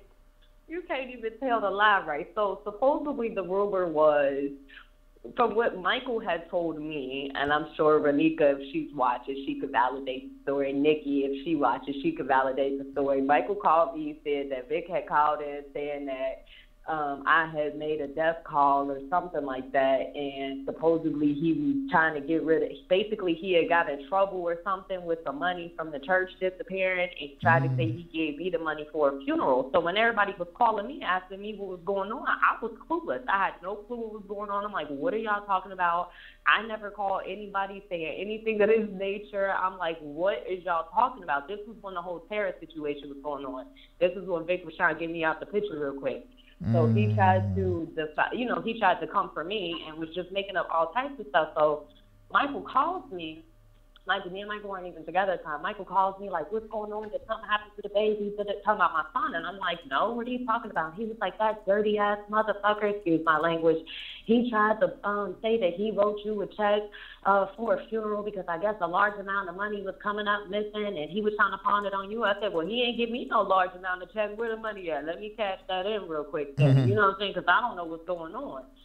And Michael supposedly got to the bottom of it, found out that it was a lie because Vic told him that he never made that call. But Michael was like, well, that's not true because the call came in to me. They called me about the situation. So obviously it's some truth to the story. So what's going on? Because she's saying she ain't get the call. You saying you ain't make the call, but somebody made the call. So who made the call? And it wasn't me, but it was him. It was Vic who made the call, and he was trying to clean up as he always does. I got it. Ain't none of that. Ain't nobody think about none of that. No, I think that got nothing to do with that. Michael just want to be relevant. He's been trying to be relevant in my life for the past 10 years, and he got me blocked. Right, and it's really, it deflects from the main part of the story. I mean, from what we read. But that's why he couldn't get a story out because he's lying. That's what happened when you It lie. sounded like he may have had other people around him that was trying to tell him what to say, and he couldn't talk and listen to them at the same during time. Yeah, okay. That's what happened when you lie. Yeah. Stop lying. Okay, well, lying from your business. Thank you so much for calling in. And I'm so glad that you trusted me to do a proper interview. And I always tell people, let this be an example. If you are part of the story and you want to call in, I'm going to listen to you. I'm going to ask you questions. I'm non-biased, so I'm just going to listen to the situation. I do hope that, Andrea, you will be able to let all of this energy go. I'm going to tell you something. Sometimes when you go through stuff, all of the energy and all of the stuff that's going on, that thing gets stuck in the inside of you. And you can't let it go. And then when you're ready to let it go, it done stays so long, the energy won't let you go. So I hope you'll be able to. It's going to take a while. It's going to take a while. And I don't doubt that for a second. It's very fresh. And it's still very new. It's going to take a while. But I'm waiting on my public apology. If I don't get my public apology, it ain't stopping with you. I'm not stopping until I get an apology. Everybody's going to hear what I have to say until I want an apology, or he needs to step down. He needs to decide, do you want to give her an apology and put your pride aside and just own up to the fact that you were wrong? And the only reason I want a public apology is because he tried to publicly humiliate me. Oh, yeah, I get that. That's why I want a public apology. I get that. So if he don't give me one, I'm going to keep pushing until I get more attention. I want a whole meeting because I want to understand how this is allowed to continue, because it wasn't just me. There were 20 other women that came forward, and everybody's ready to come forward. It's not okay. You can't keep doing this to people and thinking that it's okay, because what if we did it to him? What if it happened to his children? How would he feel? What if someone did that to his sister? How would he feel? You know what I'm saying? It's not okay. It's not okay. Just in the future, for everybody listening, when you're dating someone, set the expectation so that way there is never any confusion. You won't be looking like Bishop. Just set the expectation. I would rather have the truth than a lie. Hurt me with the truth versus a lie. It's that simple. I would have been mad, but we wouldn't be where we are right now. Right. Wow, that is interesting. Thank you so much for taking time and talking to us. All right, I'll let you go. I have one thing that I want to say. Thank you, and I appreciate you giving us a fair platform. I do appreciate the fact that you were not biased. Even with all of the information that you had, you still remained unbiased. You still gave him a fair platform. You still gave him a chance to call in and address the situation. Yeah. So I appreciate that about you, because you could have just automatically taken my side, but you didn't. And I appreciate that. You gave a fair trial. Yeah, I mean, because this is the thing. First of all, that's just how I am, period. But then also, I pastored for 20 years before I went into entertainment. And so I learned a whole lot about people. And I understand that everybody's experience is true, and it should be honored. It should be revered. It should be considered, even if it's a bowl of lies and emotions and subjection. So that's just how I am as a person. But that's why when we talk, I said, well, you got to send me everything without it being blotted out, because I have to see this for the sake of my brain and my integrity. I wouldn't do this show on just you saying what your experience is, no matter how many tears you cried. But when I saw all this stuff, I said, okay, this is a real relationship. They had a real relationship, and they was fricking. So him to say that, what he said on his page, I saw what he put up talking about, basically making it sound like y'all ain't have no relationship. I'm like, bruh, dude, now you can't do this here. And so that's why I decided to do the show. And my question, and this is the precedence that the show was done on, is, and I guess everybody stated what they thought. Is he a minister with some flaws and just got some struggle, or is he a manipulator? But it looked like Larry, that this man is, that he's a high level manipulator. And that's the thing. If it was just simple flaws, and we were just fucking, and I knew that we was just fucking, and that was all it was, we wouldn't even be here today. I got flaws. You got flaws. We all got flaws. I owned up to my wrong. I was wrong for taking him back. I was wrong for allowing him to keep doing what he did to me, knowing the type of person that he was. But when the heart wants what the heart wants, you do stupid stuff. It is what it is. And I've owned up to that. But when does he then step in and take accountability? I even gave the man credit, You gave me experiences that I never would have had without you. Yes, you did help me out a lot, but don't try to downplay what my role was either. Don't try to say I wasn't around your family, around your kids, that you weren't around mine, because we all know that that's a lie. You got videos of him FaceTiming my son, congratulating him on a job well done, and my kids responding, "Hi, Mr. Vic," so it must be some truth to what I'm saying. Yeah, and my baby's is young. And not only that, it appears to me that there was some promise of a future.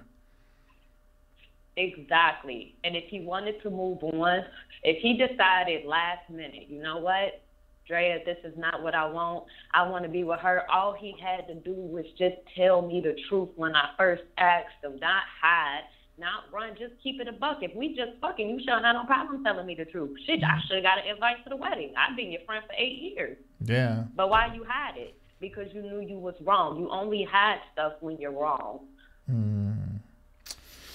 If he was telling the truth, he should have had no problem just coming out and admitting it. Shoot, he got engaged, 2 years ago, and the girl walked away because he announced his engagement, and it went viral again, and the girl left him.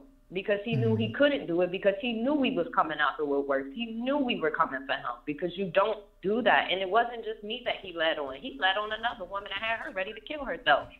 Wow. And this was 2 years ago, another woman that he was going to be engaged to. He was engaged 2 years ago to a black woman, and she walked away. When he announced the engagement, women came flooding that woman's inbox, and she walked away, and he tried to spin it to me like, no, her kids was bad, so I ain't want to marry her. Boy, stop. You knew her kids was bad when you proposed to her. Oh, hold on. So the woman that he's engaged to and marrying now is a white woman? She's something. She white from what I've seen. She white with black people with weave. Oh, wow. And she's beautiful, though. Don't get me wrong. She's a very pretty woman. She got a college degree. She just graduated college. Very congratulations. That's an honor in itself. But she should be aware of what's going on. She deserves the opportunity to make an educated decision for herself, something that we wish we had gotten the chance to do. So this is her chance to make a decision. And if she stays with them, I pray that God blesses their marriage. I pray that he does her right. I wish no ill on them. I wish no harm to them. I truly believe that if he does right by her, God will bless that whole relationship. If he tells her the truth and he lets her see what's going on, God will bless that. Yeah. And I want that for him. I don't want him alone and sad and hurting. That's not my goal. But my goal is to get him to stop hurting other people just so that he can be happy. You don't have to hurt people so that you can be happy. Keep it a buck and keep it moving. It's that simple. True. That's absolute. Wow. All right. Thanks so much for calling in. And I'm going to inbox you so we can keep in touch. And because we might have to do a follow-up if he says something on Sunday. I hope they got streaming so we can find out what he says Sunday. He might not do. He got faith. He got live. He might miss Sunday service, though. He on damage control. But I hope he calls in. Honestly, maybe I'll get the closure I've been looking for. Maybe I'll get answers to questions that I've had. Maybe we can get the other women that got questions. And y'all get these questions answered. And you just got the ping 3 weeks ago. Literally. And then he said asked. She know everything though. He couldn't even keep it a buck with the church, but she know everything. Yeah, she know your watered down version. Oh, good. Let her see the real thing. Let her come in contact with all the women. I'm sure she's seen it because everybody's flooding her inbox, and I can only imagine. You know, everyone's like, she's not responding, and I'm like, let's be real. I'm gonna be real. I'm gonna be a woman. I know how hurt I am. I know how I feel. She actually said yes to the ring. So imagine the pain that she feels right now. You know what I'm saying? My heart goes out to her, and I pray for her healing. Because imagine how this woman feels being bombarded by a shit ton of women coming out saying, well, I was just sleeping with your fiance 2 days ago. You know what I'm saying? Imagine the hurt and the pain that she feels. Like, and I do. I genuinely, my heart goes out to her because I can only imagine how she feels. I can okay, and you know what? And I just want to say this because I listened to you talk, and you talk about how she feels. I listened to you talk, and I've heard you have compassion for her and even him. But and you say that, what you gonna do? I mean, because you just gave yourself away for 8 years. I'm gonna move on. I'm gonna do the best I can, and I'm gonna move on. That's all I can do. Because I know you have to be in pain. I'm very hurt. I am past hurt. Hurt ain't even a definition for what I feel. But I have compassion. I'm not him. I hurt for him because what type of pain could you have possibly went through to do stuff like this to people? And that's real. What could you have went through? And that's somebody that I've cared about for 8 years. So it makes me wonder, what in the hell did you experience that you are doing this to people? Like, what type of pain? It hurts me that he's in pain because he's clearly in pain and he's crying out for help. Okay, question another. Under your hurt, under your pain, is there any mad? I was mad at first. When I made that post, that was me mad. That was me angry. That was me mad. That was me bitter. That was a woman scorned. That was everything everybody said I was. I'm not even mad no more. I'm just hurt, and I'm so numb because of all the stuff that I've seen. Like, to know that it wasn't just her, that it was a bunch of other women that I know personally. Like, I haven't even had a chance to heal myself because every day I find out something new. And I have to be the person that steps forward because everyone else is scared because he's threatening them and he's telling them, I'm going to get lawyers. I'm going to get your kids taken. Oh, I can make you disappear. I'm well connected. So I got to be the strong one for everybody else. And I got to sit here and I have to take this shit. Like, I have to take what everybody's telling me and not be angry at these other women because any other woman would be angry at these women. Like, when you was sleeping with him, and I can't do that because at the end of the day, they didn't know just like I didn't know. And I can't be malicious and be mad at them and lash out at them. I have to sit there and read this stuff, and then I have to tell these women, I'm sorry for your hurt as well. Like, you know what I'm saying? Like, how does that make me feel that I'm apologizing to someone else for their hurt? Yeah, and I've heard you do that a whole lot, and I understand that type of pattern. I understand that kind of personality. When were you born? In '88, I'm a Scorpio. My birthday's next month. I'll be the big 30. Yeah, so I understand Scorpios pretty well, you know. And you real good in the bed. That's what it was. I was too good. I should have held back. You see what he said? I should have listen. I should have held back. I shouldn't have did what I did. All them tricks I done taught them. Listen, that's where I messed up. And them tricks. Held back a little bit. I shouldn't have let the real freak come out. I should have been holy is what I should have did. And I'm just saying, I should have played it nice. I should have just gave him church pussy. But let me say this though. I gotta laugh. Yeah, that's good that you can laugh. But I do want to. I mean, the pain is there, the hurt is there. But I remember you pissed off now, so you don't need to be going near him or nothing because you pissed. Up under there is a mad black woman. Hold on, you black, right? I'm black and Italian. Yeah. Okay. Hold on. You Scorpio and Italian? That's why this nigga couldn't cut you off. This is a whole bunch of passion. And spaghetti and pizza. Oh, Lord Jesus.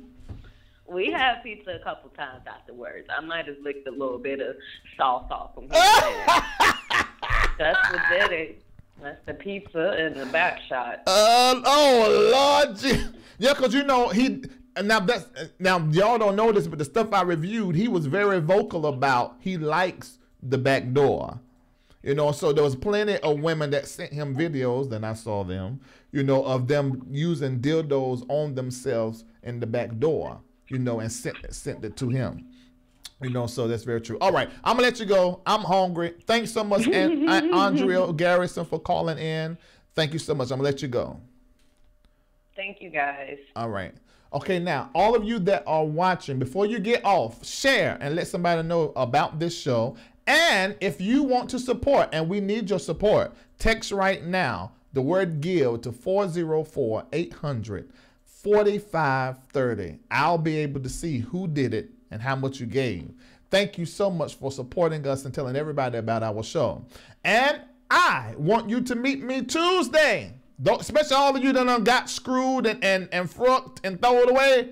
You can meet me on the prayer line on Tuesdays at 6 a.m. I'll help you start your day. And I'll pray with you up there on the prayer line. You got to watch my personal pages to find out whenever that happened and get all the information. You can go back and play back. Cause I ain't even put the picture in here the way I can show y'all. I should have. It ain't even on that computer. You know, so maybe I put it there a little piece later on. Play that 15-second video about the text to give. All right, I'll see y'all later. I love you. Peace. Bye.